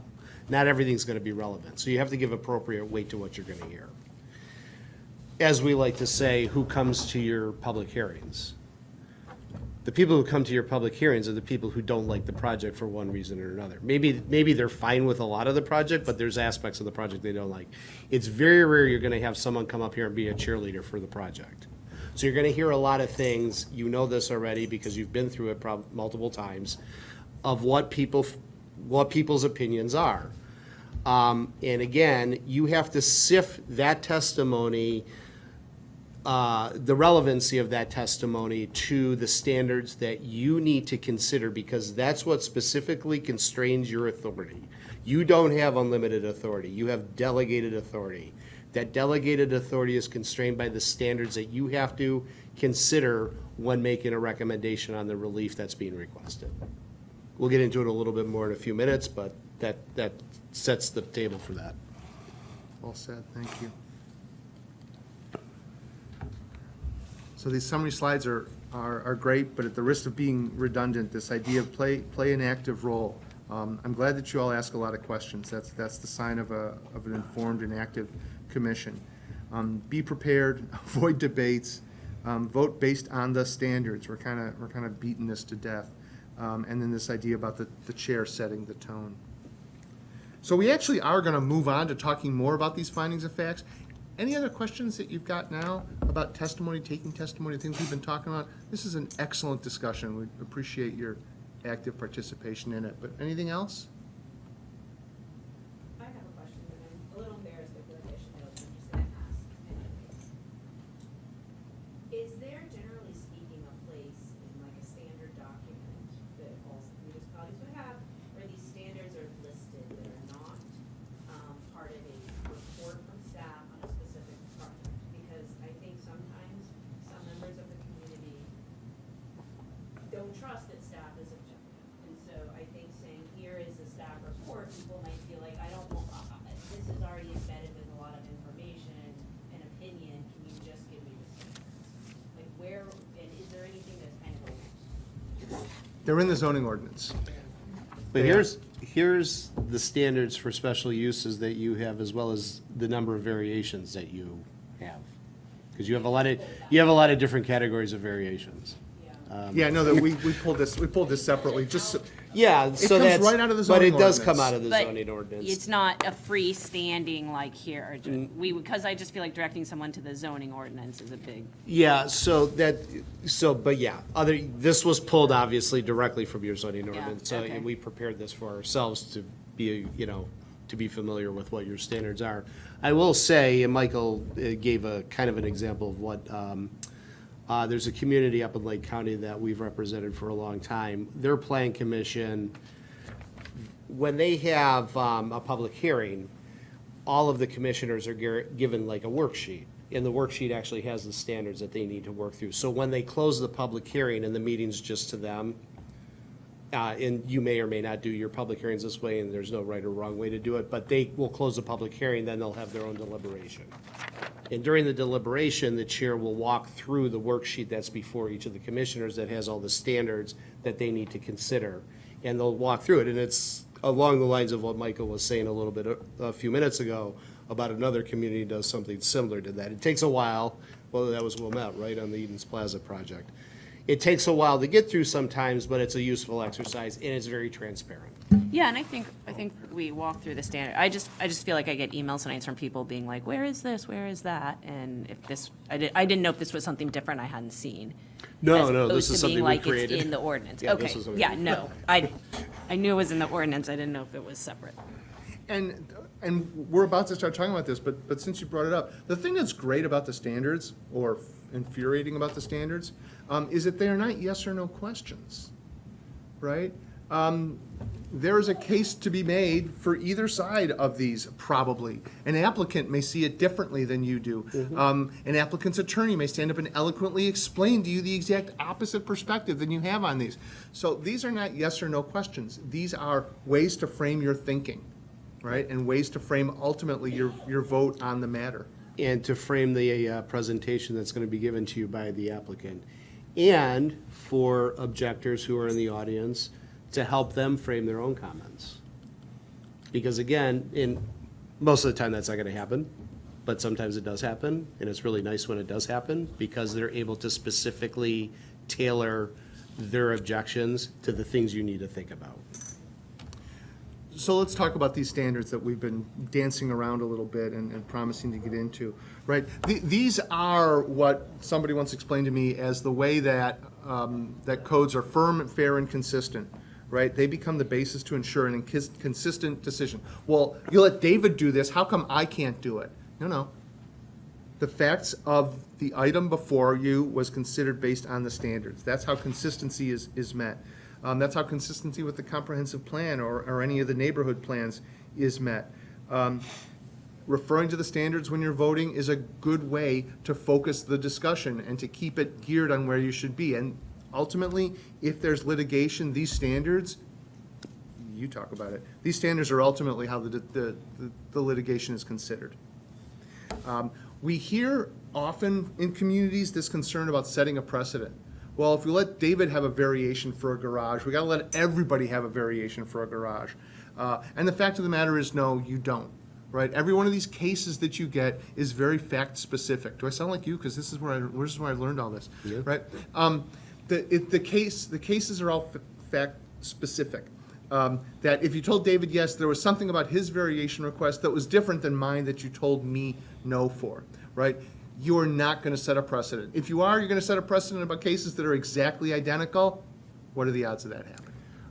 And I used some very specific language a few minutes ago when I said a particular project on a particular piece of property in a specific location. That's deliberate language. Yeah. Because, and what that does is that speaks to this point about, you're not setting precedent here. You are not a precedent-making body. Because each project stands on its own merits, because each piece of property, as we learned in Property 1, is unique, from the heavens to the middle of the earth. It's a very unique piece of property.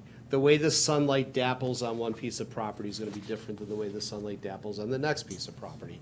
The way the breeze goes through the property is going to be different on one property than it is on the other. That's what we do.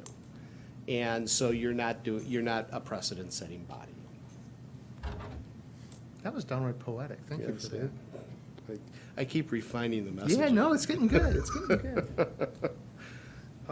You may have heard of these things called the LaSalle factors.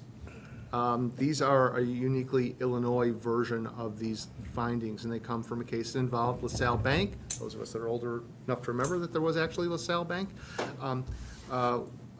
Goes back to litigation that I think is older than I am. Yes, it officially is older than I am. But this really has set the stage. If you read a lot of zoning, which I hope you don't, but if you read a lot of zoning like David and I do, you'll start to see consistency to these standards code to code in the state of Illinois. The reason is they are generally based on these findings, the findings that came out of this lawsuit that became the LaSalle factors, right? Feel free to drop that phrase. If you're ever talking to an Illinois land use attorney, you'll look like you know what you're doing, right? Speak to the LaSalle factors. Those are really what control what we do in terms of land use in Illinois. So again, just to understand, this is not, well, in fact, the last thing you want to be is what? Arbitrary and capricious, right? You never want to hear those words. This is how we all keep from doing that, right? And so when we keep harping on this idea of if there's a concern, if there's a question, who's asking, what about this, what about that?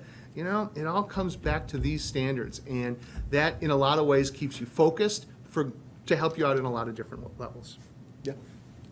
I don't know what side we're on. Here, you want the mic? Oh, yeah. I got it. Yeah, that's interesting, just to understand kind of the nature and like the origin of the standards. Are you saying that in each jurisdiction, they in theory are slightly different, but I imagine like the APA has like a standard set that they recommend? I don't think they do, actually. There was, nothing official but the APA several years ago did try to come up with a more standardized way of analyzing different forms of zoning relief, but it never went anywhere.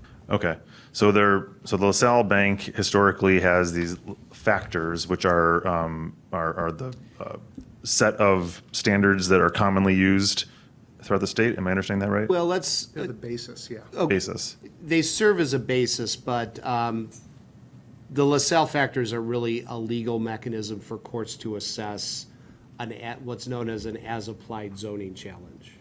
So the way the zoning is applied to a particular piece of property, which is how the lawsuit ensues, then the court goes through this analysis called the LaSalle factors to determine whether you as a plan commission, not Evanston specifically, but whether the plan commission in a particular case acted in an arbitrary capricious manner that somehow corrupted the recommendation that went up to city council, that then led to a final decision that created the action for the lawsuit.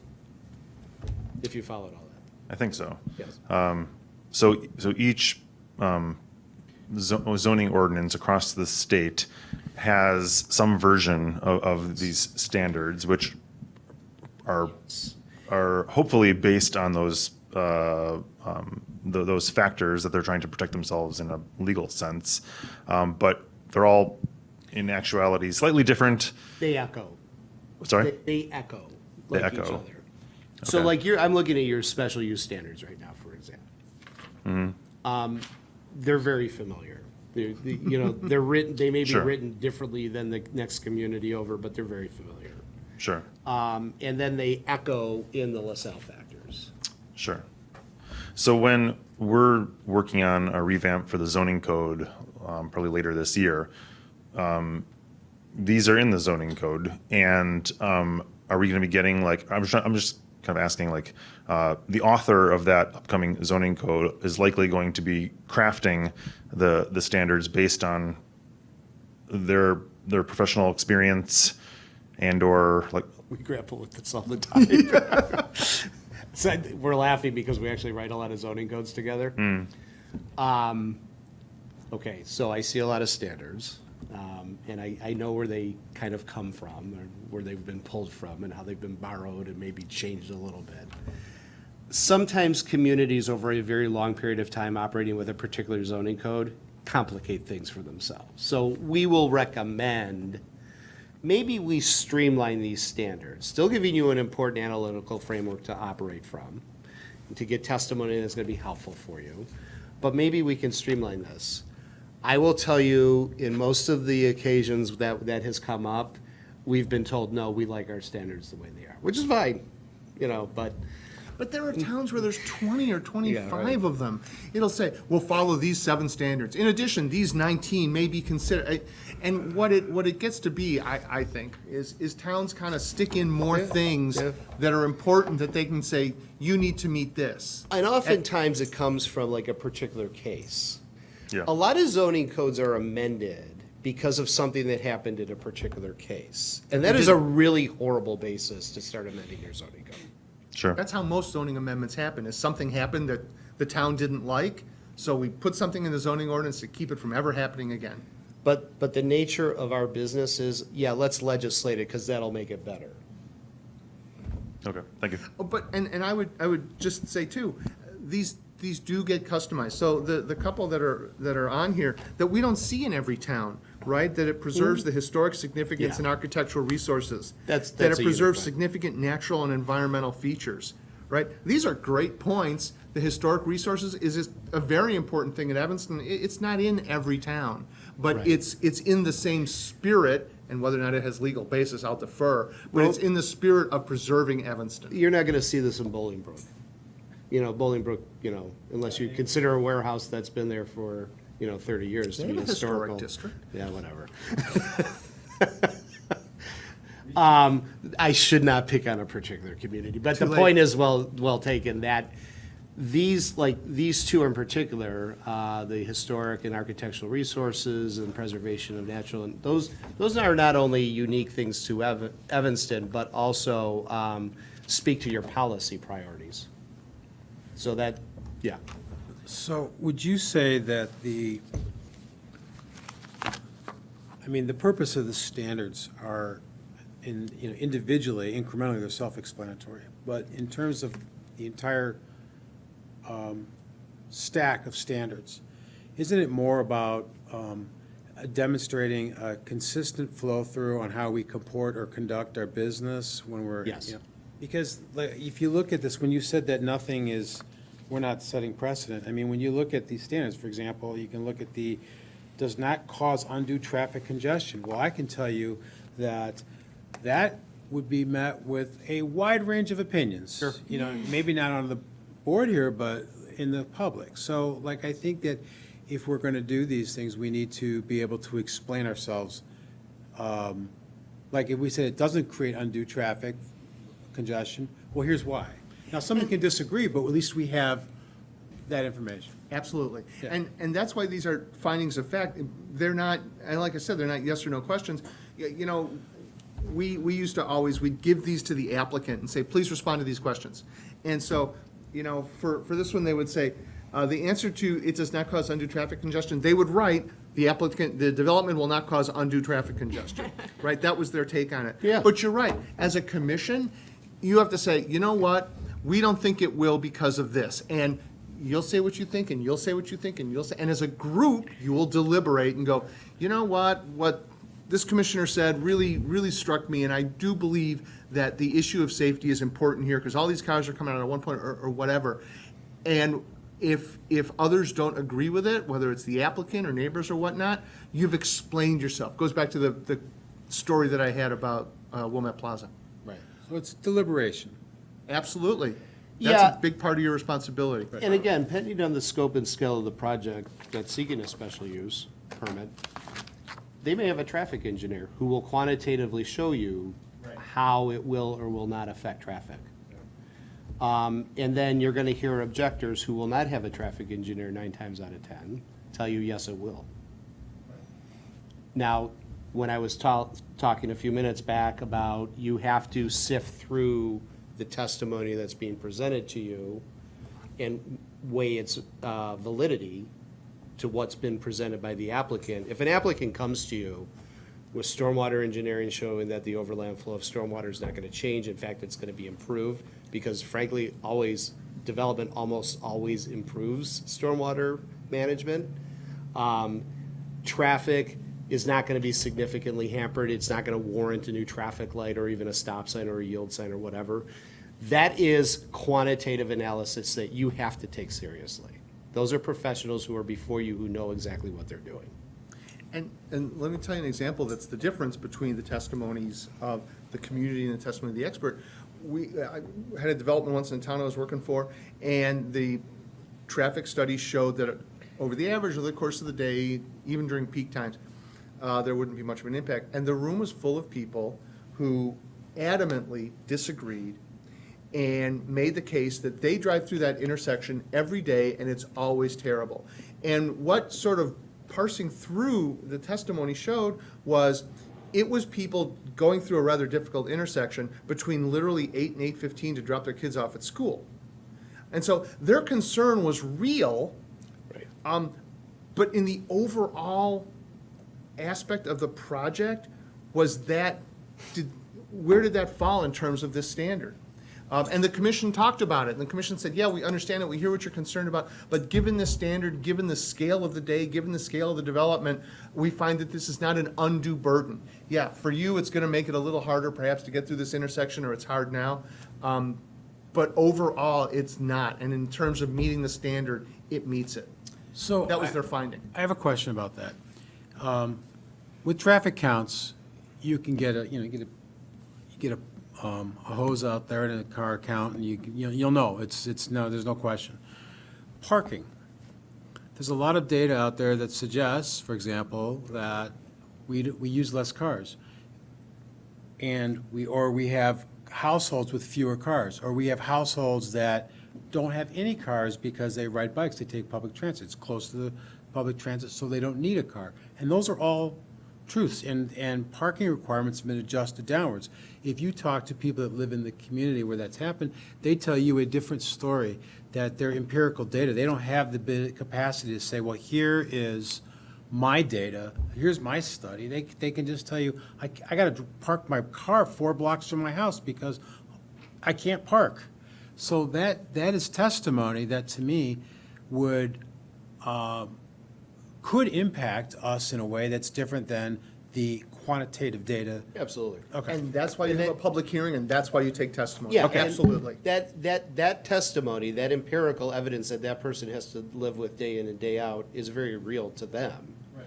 And it does need to be properly weighted. That doesn't mean that the quantitative analysis is wrong, though.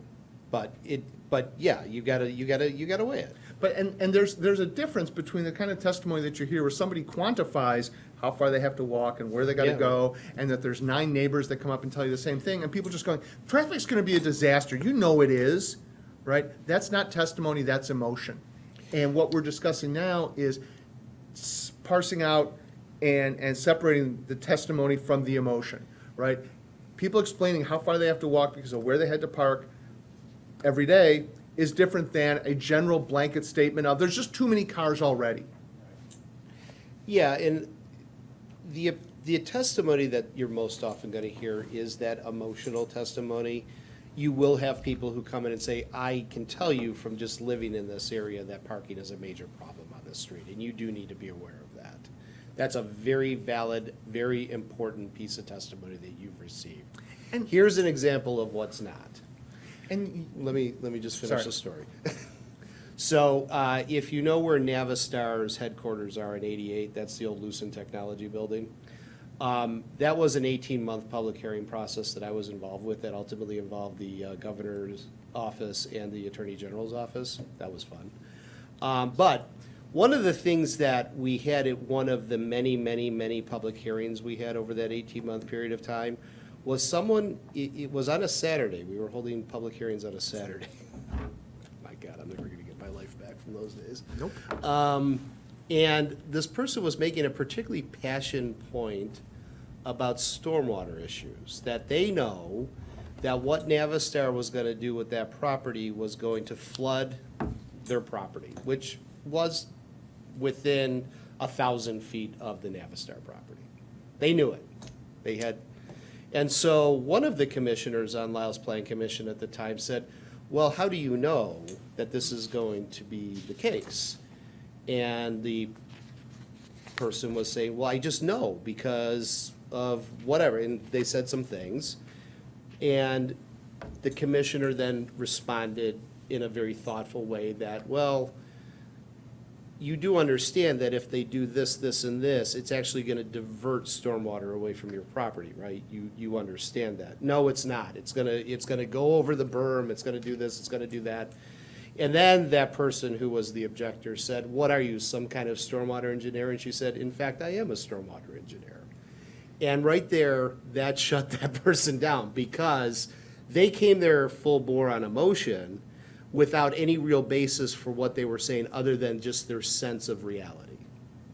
And that happens a lot in the context of a public hearing. A lot of people have a lot of opinions about a lot of things. Go ahead. And in terms of the, I want to go back to the expert and the traffic expert and whatnot, a lot of that is what staff is doing. Staff is saying, look, here are the issues that we have seen come up before. Be ready to answer these, right? Be specific in terms of, I don't know, what happens at this intersection. And I've asked traffic engineers, what is level of service D and why if my kids get a D in school, it's terrible, but it's okay on a street, right? So staff is kind of setting the table to make sure you're getting the information you need. If something comes up as part of testimony, and this question of the parking or the walking in the neighborhood or nearby comes up, and you know what, there's need for further study, we never like to encourage you to just table something or go to the next meeting just cause. But if there is truly need for something to be studied in a little more detail, do that. Get the facts that you need. And the applicant needs to get them to you. That's the other thing that will happen sometimes in a matter, is the applicant, staff will say, we gotta have this, that, and the other thing. The applicant's, well, we don't, we can't, we're not, right? If you need it, you should have it. Don't stall a process just because you want something. But if something is germane to help you respond to the standards, further study may be needed. Yeah, and that's where staff's counsel will just sometimes be ignored because the developer doesn't necessarily want to pay the cost for a traffic engineer. But staff knows the situation well enough in that particular area at that location where they're going to say, you know what, traffic's going to be an issue here and you better be prepared to deal with it. And the developer at that point probably should heed that advice. They don't always heed that advice. And then they have the situation that Michael was just, sorry, Michael, sorry to cut you off. No. They're going to come before you and then they're going to be told, yeah, we need to see a traffic study because we cannot make an informed decision here without really understanding the traffic impacts. Sam, did you want to? Yeah, I was gonna say, so taking your example about the traffic study and the since a lot of the standards are really kind of objective, come to your own perspective, would the commission have been within their legal standing to say that is what I consider to be an undue burden, and therefore I'm gonna vote against this? Yeah. I had a commissioner once, we'll call him Tony, because that was his name. Tony voted against everything based on the standard that related to safety. Because it was his sense that if we're adding cars, we are diminishing safety.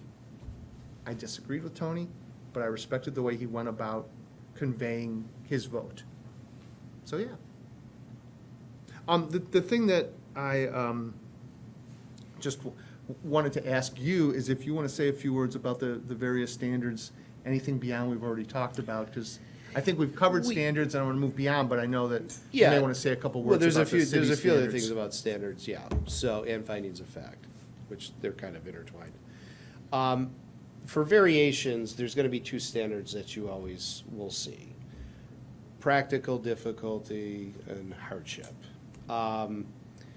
That's always gonna, that is actually a statutory requirement of a variation. So all your variations, if you read through them, have some version of that language in them. Special uses, again, those take on a number of different forms in terms of the standards and how they're presented in the zoning code. But at least in the variations, those two things will always be part of it. And again, that's statutory. The other thing is, you're not really calling balls and strikes all the time on standards. Some standards may not apply in any way, shape, or form to the project before you. In fact, depending on the circumstance, maybe only two of the standards may be relevant to what you're considering, and the rest of them just are not applicable for whatever reason. And it's not like, oh, you've got a majority of them, so we need to give you a positive recommendation. That's not how this works. They could hit the ball out of the park on most of them and totally bomb on one of them, and that one that they bomb on might be the most important consideration. So you gotta think about that too. This isn't like, it's not a scoreboard. You're not putting a scoreboard up, so you gotta think about that too. Can I ask a quick question about that? Yeah. So I've only been on a few months, I'm still learning, but one of the things I was told, and I just want to confirm it's correct, if you find that it doesn't meet any standard, then you have to vote no for the entire project. Is that true? Have to is a strong way to say it, but if they're gonna bomb on all the standards, then it's really hard to justify a positive recommendation, because the standards are what really shapes your thinking about the application, right? Yeah, no, but I'm talking about the scenario you just outlined, where maybe they passed 6 of the 7 and they didn't pass the 7th. Are we required to vote no at that point? No, you're not, because that 7th one may be the most important one.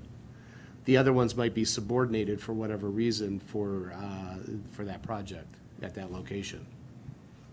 Can you speak to how adding conditions of approval might apply to how a project meets the Yeah, standards? no, that's actually a great question as to what we're talking about. So they don't meet 6 of the 7 standards or whatever it is.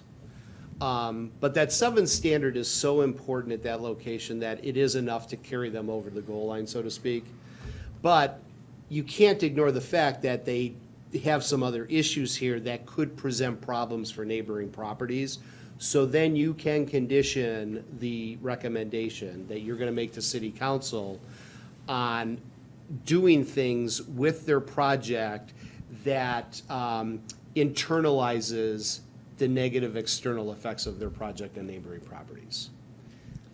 And so it needs to kind of relate to what you're hearing Yes. as well, right? Yes, that's right. So the classic example is, in a suburban community, the order box at the Wendy's, because they're open late, is right up against a residential area, and the signboard is really bright, and the squawk box is really loud, right? So it's not unusual to have conditions that say, you gotta shut that down by 11 o'clock, or you've gotta be able to attenuate the sound. Or I've seen them where you can't use the squawk box after 10 o'clock, you gotta pull up to the window, right? Some of these things are kind of minor, but those are the conditions that mitigate the potential adverse impact. One that's a local example, right? Somebody wants to do a building in downtown, and they're talking about not providing as many parking spaces as code requires. The commission's not sure. There may be a condition that says, you know what, you need to buy parking permits for the parking garage that's nearby. There's a condition that mitigates the potential adverse parking impact of filling up a neighborhood with cars and that sort of thing. So conditions are a great way to not help somebody meet the standards, but to ensure that the standards can be met. And I love this phrase about mitigating potential adverse impacts. That's why you would have a conditional use. Some of them, not real sexy, like pet stores in the towns I've worked in were conditional uses, so that we could make sure that, we talked about, where are you gonna walk the dogs? Are you gonna have those little bags for people to pick up after the dog? Some of that stuff is really kind of minor, but that's what conditions do. Yeah, and you can only condition two forms of reliefs, special uses and variations. You can't condition map amendments. There's legal reasons why. But the reason why we categorize things as special uses, or the reason why we provide the relief valve known as a variation, is to enable someone to use a property in a certain way, but acknowledging that use of that property in that certain way may have adverse impacts on neighboring properties. So you can place conditions, as Michael was saying, as I was saying, that mitigate those adverse impacts. So I understand the conditions part about how that was, as a tool, can be used to make people feel like certain standards are met. I just want to make sure we're being clear on Lauren's question, because I was the one who told you this. But specifically say when we're reading the standards, we've done our deliberation, and now we're reading the standards right before the vote. Our practice is that the chair goes through the standards one by one and gives their opinion about whether or not the standard is met or not. And after each one, other commissioners are then able to say, if they disagree with the assessment that the chair just gave, the commissioner has an opportunity to say, actually, I disagree because of that reason. And then that's on the record, and that's fine, and the chair continues. When it's time to vote, and the motion is in the affirmative, claiming that all of the standards are met, it's my understanding that if a commissioner feels that just one of the standards is not met, regardless of conditions or whatever else, then that obligates them to vote no. Is that correct? I do not believe that's correct Okay. legally, because of what I was saying. They may not meet a majority of their standards, but those standards may not be really super relevant, or they may be relevant to an extent, but not as important as maybe the one or two that they do meet. Okay, so a commissioner can publicly say that based on the motion on the floor, they do not feel that a particular standard is met, but they are still able to vote in the affirmative. Sure. Okay, thanks. That the predominance of the evidence is that the standards overall are met. Even though you don't agree with one or maybe even two of them, like David says, they might not be specifically relevant, or they might not be as important as the others. Or you explain it just like I said. From my perspective on this application, these standards really were not super important, however you want to say it. So it sounds like you're saying that commissioners are able to prioritize certain standards. We don't have to think of it as a zero sum where you're either in or out. We can say, I care more about traffic than whatever, and since it meets traffic, I'm not going to worry that it doesn't meet this. Well, I suppose you could do that, but I would encourage you not to do that, because any application is, the prioritization of the standards is going to be different for each application, for any number of reasons. You might not prioritize one of the standards all the time, but you might say, in terms of the specific facts of this case, this one standard relate, whether or not it sways you one way or the other? For example, you might have a use that's being requested that requires more parking density. And that parking density that is being required occurs in a very narrow period of time. The rest of the time, it's not occupied. Like an event center, like Northlight Theater or something. Not picking on Northlight Theater at all, I'm just saying. And that could be a very incorrect example, but I'm thinking about like things that have parking needs, but they're not ongoing needs, where you might say, well, it's doing all this other stuff that we want to do, but it's not meeting this. So I have to figure out which standard, or maybe the parking congestion is just not there except for a small period of time. Like, we have a school near my house. The parking is absolutely crazy from 8 to 8:30. And then it's not until 3 to 3:30. So do we say we can't have that school there because of that? I mean, I just think, like, to your point, there has to be some, Well, I don't know. I mean, but hold on, just to be clear, the way we make a recommendation is not based on the standards, it's based on how we vote. Okay? So I'm trying to hone in on that point. And what I'm hearing is that, in theory, regardless of what any commissioner thinks about whether or not the standards are met or not, they can vote however they want. Is that true? If, the best I can say in response to that is what I said. That it may be in that commissioner's mind, most of the standards didn't really matter. That's a particular commissioner in a particular context, right? However, the one standard that they really, hit it out of the park on was the most important one to them. And for that reason, they're voting yes. Or they're voting no. I've seen this vote, right? I'm concerned about the parking situation. I realize they said they're gonna mitigate it, here's why, yada, yada. I'm concerned about one or two other things. But you know what? Overall, they're gonna provide X number of affordable housing units. And affordable housing is an element of the comprehensive plan, is a significant importance. And even though I'm not convinced that they're gonna meet this standard, the fact that they are overall going to advance this goal per this standard, I'm gonna vote for it. So you might not agree with all those standards, but there may be an overarching reason that the development overall, again, is gonna get your vote. It doesn't.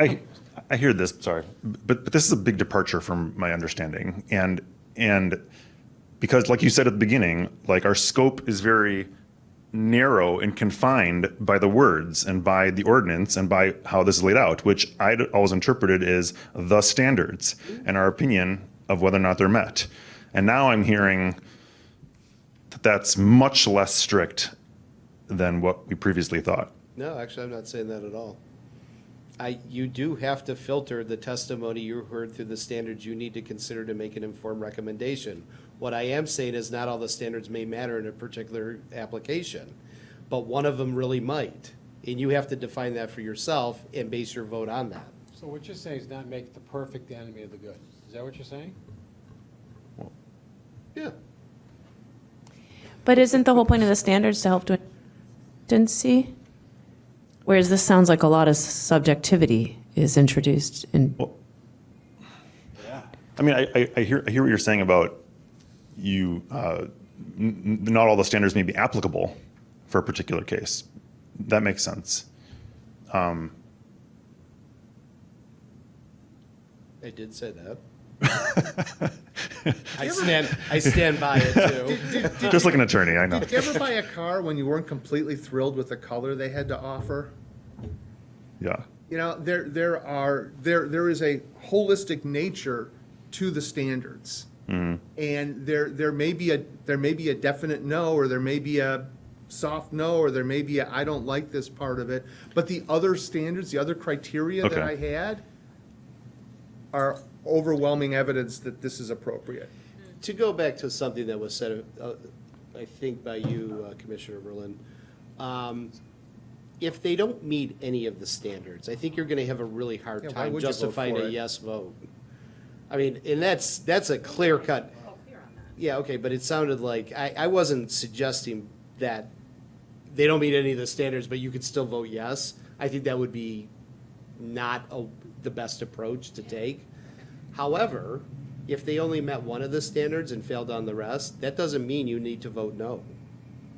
If they failed on 5 of them, but prevailed on 2 of them, that doesn't mean you need to vote no, because those standards could be so important for that, the most relevant for that project. I have a question on that. Does that change if it's a particular case that the commission is a deciding body for versus it is the recommending body for? Well, that's an interesting question. So, you're making recommendations for the most part. I do know you have some final decision-making authority in some circumstances. Okay, so on the things you're making a recommendation on, you're not necessarily, you're not putting the city in legal jeopardy. What puts the city in legal jeopardy is the legislative enactment that approves or denies the relief that's being sought, the ordinance, the law. When you're making a final decision, what happens is you have to create a very good record here, because that goes up to the circuit court under what's known as administrative review. And under administrative review, the only thing that the court can look at is the record that was created here. They can't go outside the record. Whereas anything that is legislatively enacted goes up to the circuit court on what's known as de novo, without getting into too much of the legalese on this. Basically, you're having a whole new public hearing in a court of law. New testimony can be offered, new evidence can be presented by both sides, and it's basically a whole new public hearing. That is not the case when you're acting in a final decision-making capacity. You are very limited by the record that you create here. So you need to make a very good job. You should have a court reporter, doing a verbatim record, because that's what's the court can look at. And they're gonna look to see if, they're still looking at the arbitrary and capricious standard, but your record's gonna be very important in that context. Question? Yeah, I think what Max was referring to, because like I said, I've been on this committee for about 12 years, and there was a point that I recall that we were suggested that if we did not agree with one of the points in the standards, we had to vote no. Let me make a suggestion or a request, is that this is often very community specific. Yeah. Right? This may be, not to make more meetings, this may be something you want to do a similar kind of workshop or get some advice from your city attorney on. Yeah. Right? Because we're speaking in general cases. You're speaking from 12 years of experience. You're speaking from specific things that you were told, right? This is something, we're not here to give legal advice or specific, or community-specific advice based on this. This sounds like something you may want to workshop a little further, either as a group or with the attorney, just so that you're all on the same page. Because these are great questions, and they really do matter. And so you may want to we're going to suggest you take a further look at it so that you're all on the same page about it. Or we can stay late and sort it out tonight. No, but we couldn't. Well, no. I think it's important that you have the city of Evanston answer to this question. Yeah, this is and that's a really important point. Your city attorney may hold a very different opinion than mine. This is how I advise my clients. And I'm very comfortable giving them that advice. But your attorney may have a very different opinion on that, and that's fine. Any other questions or suggestions or comments about the standards? Have we caused enough trouble on this tonight? Can I ask a question about the standards? Yeah. So, you actually mentioned, you were telling a story about You were telling the story about the stormwater management, and the public commenter had said, well, are you a stormwater manager? And the person had said, I am an expert in that. In what stage of the meeting did that sort of exchange between the public and the commissioner happen? Because I don't think our meetings are structured such that we have the opportunity to ask each other questions in a public forum. So I'm curious how that exchange took place. That was very unique to that public hearing. Again, that was an 18-month process. I said it involved the governor's office and the attorney general's office. That was a public hearing that went so far beyond what any public hearing would go. Okay, that's fine. It's I was just not- curious. It's not something that, Is replicated widely, okay. Or when you said that, I think you got down to the point of determining that it was between 8 and 8:15 in the morning from public comments being shared. Like, how did you get to that determination? oh, well, that will typically come out, I shouldn't say typically, but if that is gonna be presented, that's just gonna, okay, well, we understand that this is the issue, but here's where that time block, where traffic really is an issue, is between, in this time block right here. It'll just come out, and that actually could be a question you ask of a witness before you, because you can ask questions to clarification on things that you need to think about. Is traffic a problem throughout the day, or can you maybe help us understand when it's specifically a problem? You can do that. During public comment, you can ask that person that? or- Well, you may not operate that way, but I will tell you, there are plan commissions where someone's making a point, commissioner might seek to be recognized by the chair, say, I'm a little bit confused about what they're saying, can I ask them a question? The chair will recognize that commission member, and they can ask that question. It's not public comment. It's going through an entitlement process where the architect and the attorney's up there. Oh, that, yeah, of You course. say, well, we need this information. Yeah. Can you get us that? Yes, we can get you. Yeah. Okay. So, Mr. Chair, we're kind of at the time we promised.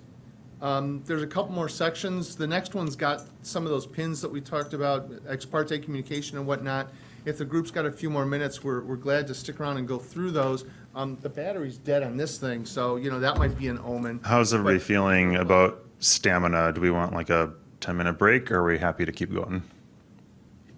We can cover the next section in about 15 or so minutes and won't look to do the, you've got the materials, but, Let's just keep going through this. oh, yeah. That's it. Okay, so we'll keep going. Seriously, battery died, so. And I don't want to belabor the point on the thing I was saying earlier, and I hear the advice about maybe this is something we need to workshop with city. I think that's a really great idea.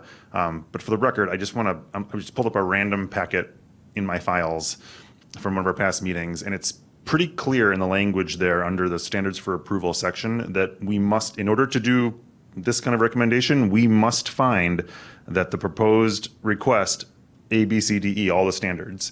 It's pretty explicit there. So I think based on what I'm hearing from you two, that maybe we're being a bit too strict here.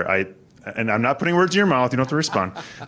But I think maybe this is something we should follow up with to get some more clarity on. Some situations where there's been interpretation, if you will, because in some cases, the standard don't apply that much. And it's just kind of like, because this doesn't apply, it's not an issue. I Okay. can't remember what it was, but I remember, we had cases like that where but it's Okay. absolutely something we can ask But to have discussions. we've also had cases where we ask for financial records, and that is not privy to us. And that should not be in our conditioning of any of the cases that we've heard. And we have done that as well. That's an interesting point, because in your variation standards, you do actually have a financial component to it, that the purpose of the variation isn't to maximize the financial benefit to the applicant. That, here's where I'll No, depart. but we've asked, where are you going to have your funding come from? And that is not that should not be part of our conditions. Completely agree. I do not think that's your purview. The financing issue is frankly the developer's problem, not yours. You're not there to solve that problem for them. And it's been as simple as a garage, like, this is going to cost you this much, where are you going to come up with this much? No, that's. No. But and that is distinct from what I was referring to, but I did notice, Yeah, you have this standard, and I thought it was very interesting, because I have not seen this. The purpose of the variation is not based exclusively upon a desire to extract additional income from the property. Well, not exclusively, but maybe some extent. And I do not think that's a proper line of inquiry. I mean, That's my opinion. as soon as you do anything to your property, you're obviously either incurring a financial burden or you are making the property much more lucrative.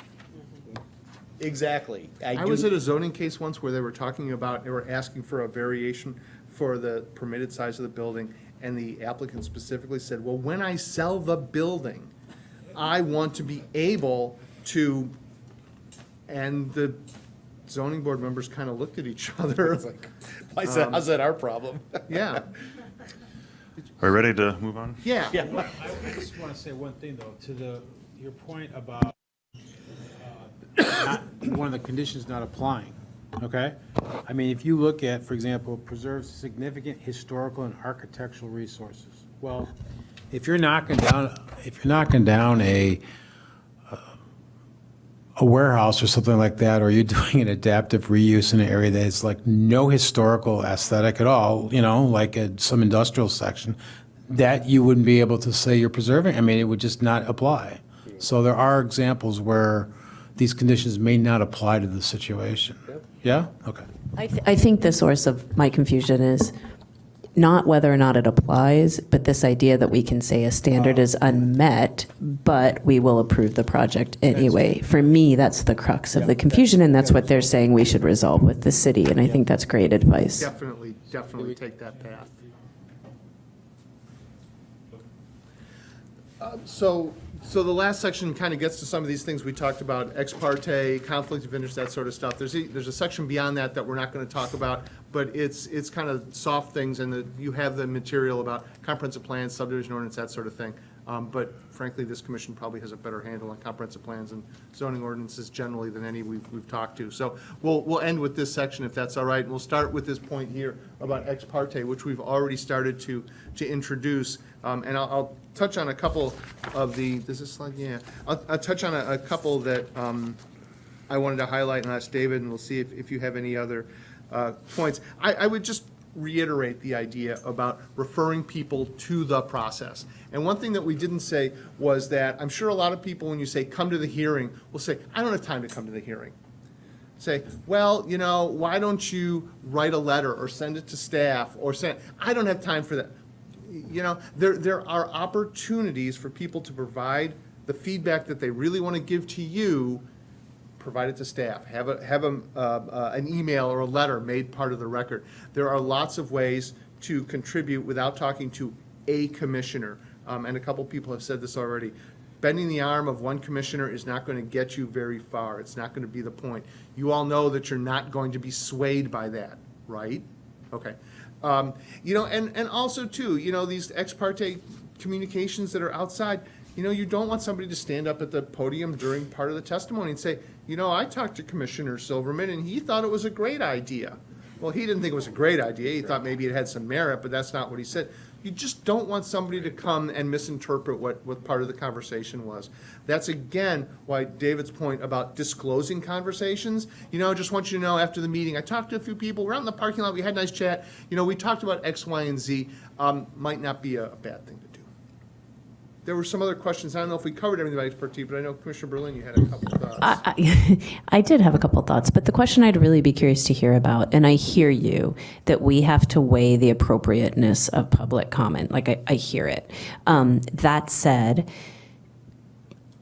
I would really appreciate how you think about reconciling blatantly contradictory feedback as it relates to, let's say, the comprehensive plan, which I think is obviously different than these cases, but I do think that it's something I'm grappling with personally. Blatantly different. Well, like people who say they want this, and like we want, you really, like people who want A and people who really don't want A, and both are members of the community, and their voices are totally, like equally worth weighing and equally worth respecting, and they want truly different things. And so, as you said in the beginning, public comment is a really important part of the process, and as is, like, respecting all different opinions. And so if you have guidance on how to think about that, I would appreciate it. So there is at some level, some community-wide guide. We keep coming back to the comprehensive plan, right? Or there's neighborhood plans. There is a lot of policy decisions that have been made by the city. There is a lot of policy direction that has been set by the city. And these things, I'm sure, are turning up in your staff reports, or you're getting guidance on them, or you can ask staff, what has the city's policy been about some of these things that I've heard two different opinions about? I used to have people come into my office and tell me what they thought was a great idea and the city should start doing this tomorrow. I actually said to somebody once, I said, our individual good ideas are not the point of the whole, right? And so the city of Evanston in particular, and cities generally, go to a lot of effort to consider these policy questions and consider these directions. Does the city comprehensive plan, neighborhood plans, business district plans, there's some great work here. Does it answer every question that's going to come up? No. But it's going to set direction, right? Like I said, maybe it's about affordable housing. Affordable housing is significant. Maybe economic development is important because things are popping at Maine and Chicago, and that's part of the plan, and the plan gives this direction and has all these ideas. So an individual person's passionate opinion has tremendous merit, there's no doubt. But there is some overarching city policy that has merit. That's what I would direct you to. Other questions or points about ex parte? I'm going to move us quickly, so I'm going to count on everybody to stop us if we skip over anything.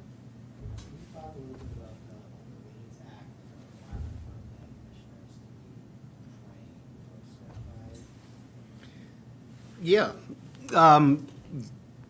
You should have all have done your Open Meetings Act training, I'm assuming. That's an online course. Luke gets a couple months to do it. Yeah, you don't have, you have 90 days. 90 days after your appointment. Yeah, you have to go through Open Meetings Act training through the Attorney General's website. It's a I don't want to say it's easy, but it's easy. It's good for you to understand the impacts of the Open Meeting Act on what you do. The Open Meeting Act applies to you because you are a public body, but on top of the Open Meetings Act are the requirements for procedural and substantive due process. So you actually have an added layer of constitutional things you need to consider when you're conducting your meetings. And that's what we've been talking about a lot without saying the word constitutional. A lot of this stuff relates back to that. But, in terms, I made a comment earlier tonight about visiting a site, and I just, kind of as a quick aside, said, yeah, visit the site, but not three of you at the same time. Well, where does that number come from? You're a body of 9, correct? A quorum of you is 5. A majority of a quorum is 3, right?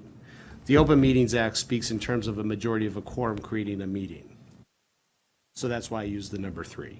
So, in theory, as the magic number. In theory, 3 of you conspiring, Yes. I use that word way too loosely, but 3 of you talking about, at dinner, talking about the case that's before you, if there's only 5 people of a quorum at the next meeting, well, then your 3 people discussion may carry the day. That's the just wrong way to do this. That's That's right. what the Open Meeting Act is about. Right, and then there's just some other things about the Open Meetings Act in terms of keeping accurate minutes, which you approved minutes from January tonight.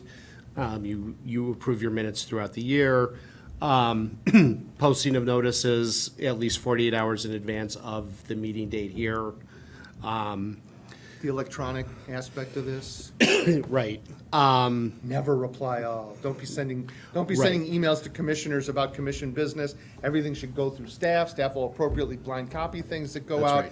That's Email is not your friend in terms of the Open Meetings Act, because if you for some reason decide that you're gonna send an email to everybody on the commission about a case, even just say, I'm not coming to the meeting tonight, I think this one's a no-brainer, you've basically violated the Open Meetings Act. Real-time text messaging amongst a majority of you, or 3 of you, that's a problem. Now, You can get together, three of you can get together in a completely social setting, as long as you're not talking about any public business that's pending or actually before, or coming before you, that's fine. You're not prohibited from seeing each other, being friends and socializing. But you need to be very vigilant not to discuss matters that are either gonna be coming before you or that pending before you. The scope of that content. Obviously, so if three people get together, obviously they should not talk about details of a particular case. But of course, but would it be appropriate to talk about, say, like our understanding of the rules of the commission that's not related to a case? Stay away from commission. I would just stay away from, that's, we can parse this in a lot of different ways. And I suppose I could say, if you're just generally talking about the rules of the commission, that's probably fine. But I think what Michael just said is the best advice, just avoid Think it. of building a fence around it. Think of the tree in a construction zone, and there's a fence around it to keep from getting too close to trouble. Put the hurricane fencing up. Yeah, that would be our suggestion. Okay, thank you. I have a question. What about if we're interacting with staff? In other words, if we went in, 3 or 4 or 5 of us went in, that's Staff okay. will tell you, one of you has to go out in the hallway. I see, okay, all right, very good, thank you. What's that? Okay. Have committee if you were in the room. That's why. It's nice seeing the three of you. One of you now needs to leave. I hate to give short shrift to ethics, but there's a certain amount of don't want to see your name in the Evanston record by something you did wrong. But David, I don't know if there's a 25 words or less bit of lesson on ethics that you want to share. Don't accept gifts. And again, No planes. If you You're right. moving on, if you have any questions about it, call staff. Yeah. Right? Or your attorney. And I would tell you too, that the only thing I would say, my 25 words would be, the real questions of ethics are not, somebody offered me $1,000 to vote yes. That one's kind of easy, right? But David's applying for something, or he did apply for something, and he wants to take me to the Sox game. So some of these are maybe a little bit more benign. Have your radar up to the ones that are a little bit more benign. And if you have any questions, call staff. But it actually goes to something Commissioner Berlin was asking. That's a good point. What's it? The city's Our code. code of ethics Yeah. is pretty specific, and you're always supposed to. Yeah, no, it applies to all of you. And that's what I was going to say, because you had a question about whether you're really a governmental official. In fact, you are, and the Gift Ban Act proves that you are, because you are subject to the ethics rules of the city, and the city had to adopt the state ethics rules. No one's offered me gifts, Don't accept them. Don't accept that $400 million 747. Moving on. Last one we want to touch on is conflict of interest, which is always a very interesting one. There's a couple things to think about here. Conflict of interest is about a financial conflict of interest, right?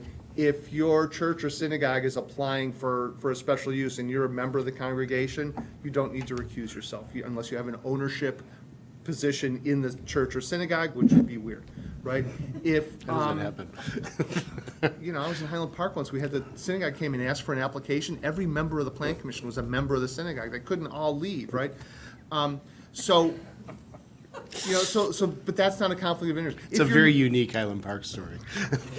More than one. Right. If your neighbor comes to apply for something, that's not a conflict of interest. If your brother-in-law is opening a pizza restaurant in downtown, which would be welcome, by the way, that's not a conflict of interest. Unless you're selling your brother-in-law the ovens, and your ability to sell your brother-in-law the ovens is a function of him getting the thing approved, right? It's a financial conflict of interest. Now, if there are relationships, if it is your brother-in-law, it's more than appropriate to disclose that relationship. Madam Chair, Mr. Chair, just want to let everybody know that David is my brother-in-law, and I know he's applying for this thing, yada, yada, yada, but I want to make everybody aware of this relationship and to let you know that I believe that I can make a fair determination based on the facts of the case. That would be appropriate.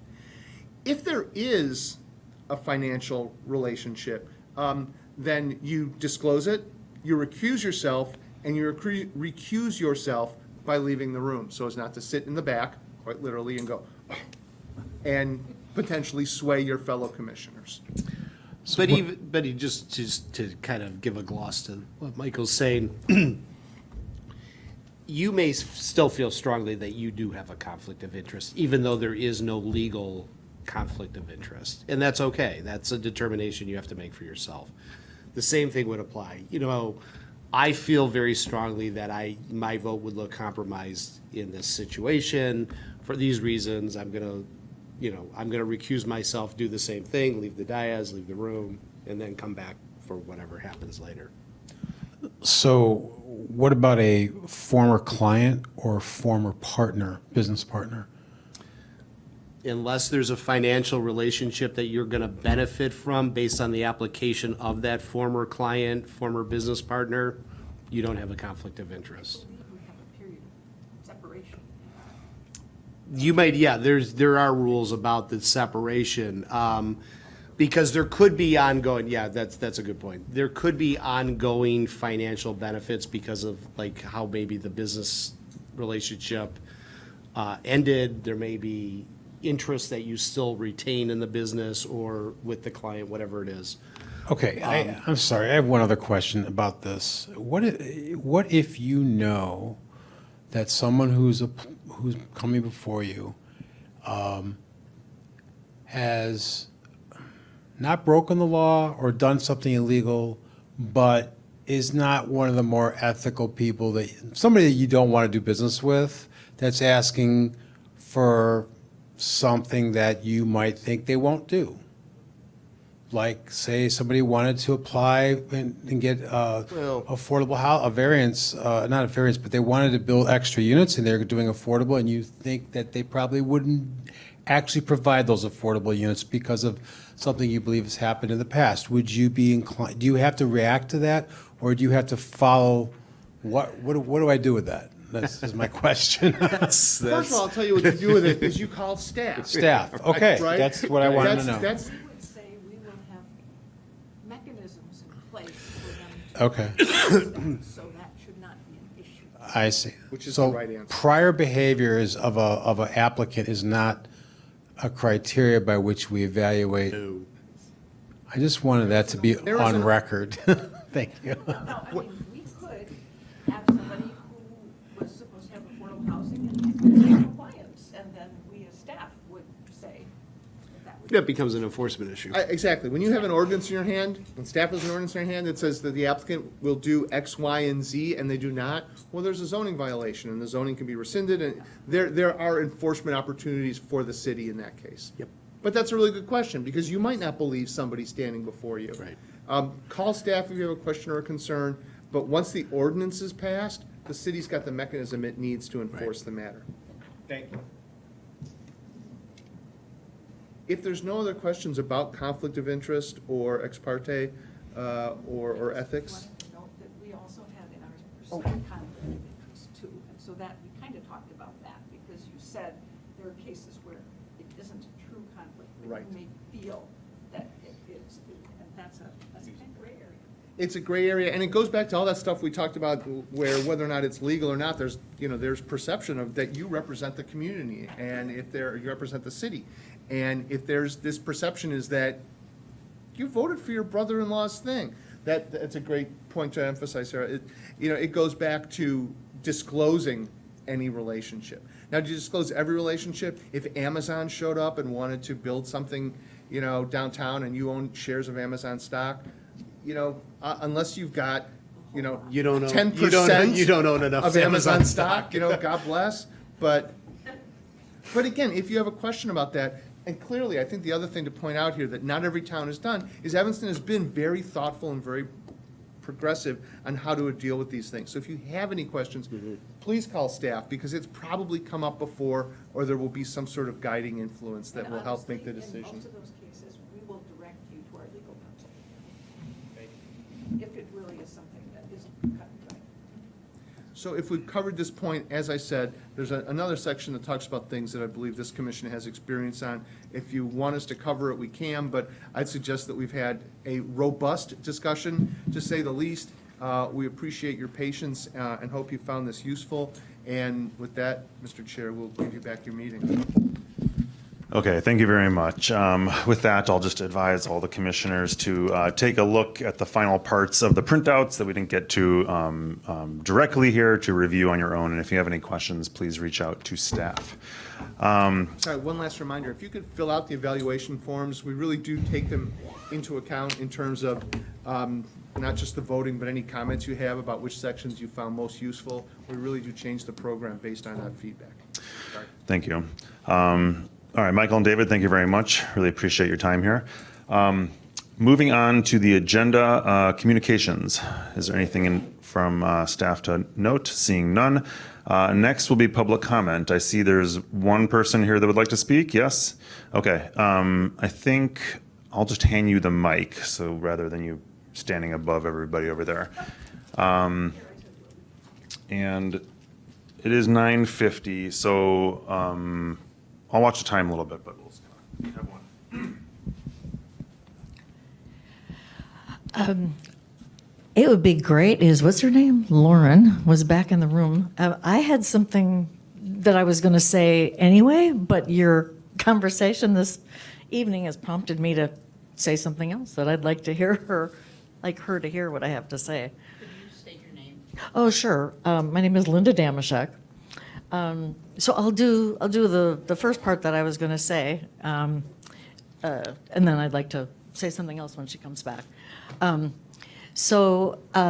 Basically, I hope that you guys received a communication from me. I sent it to city staff, and it is in relation to the upcoming Land Use Commission meeting on the 21st, where you will have received the third draft.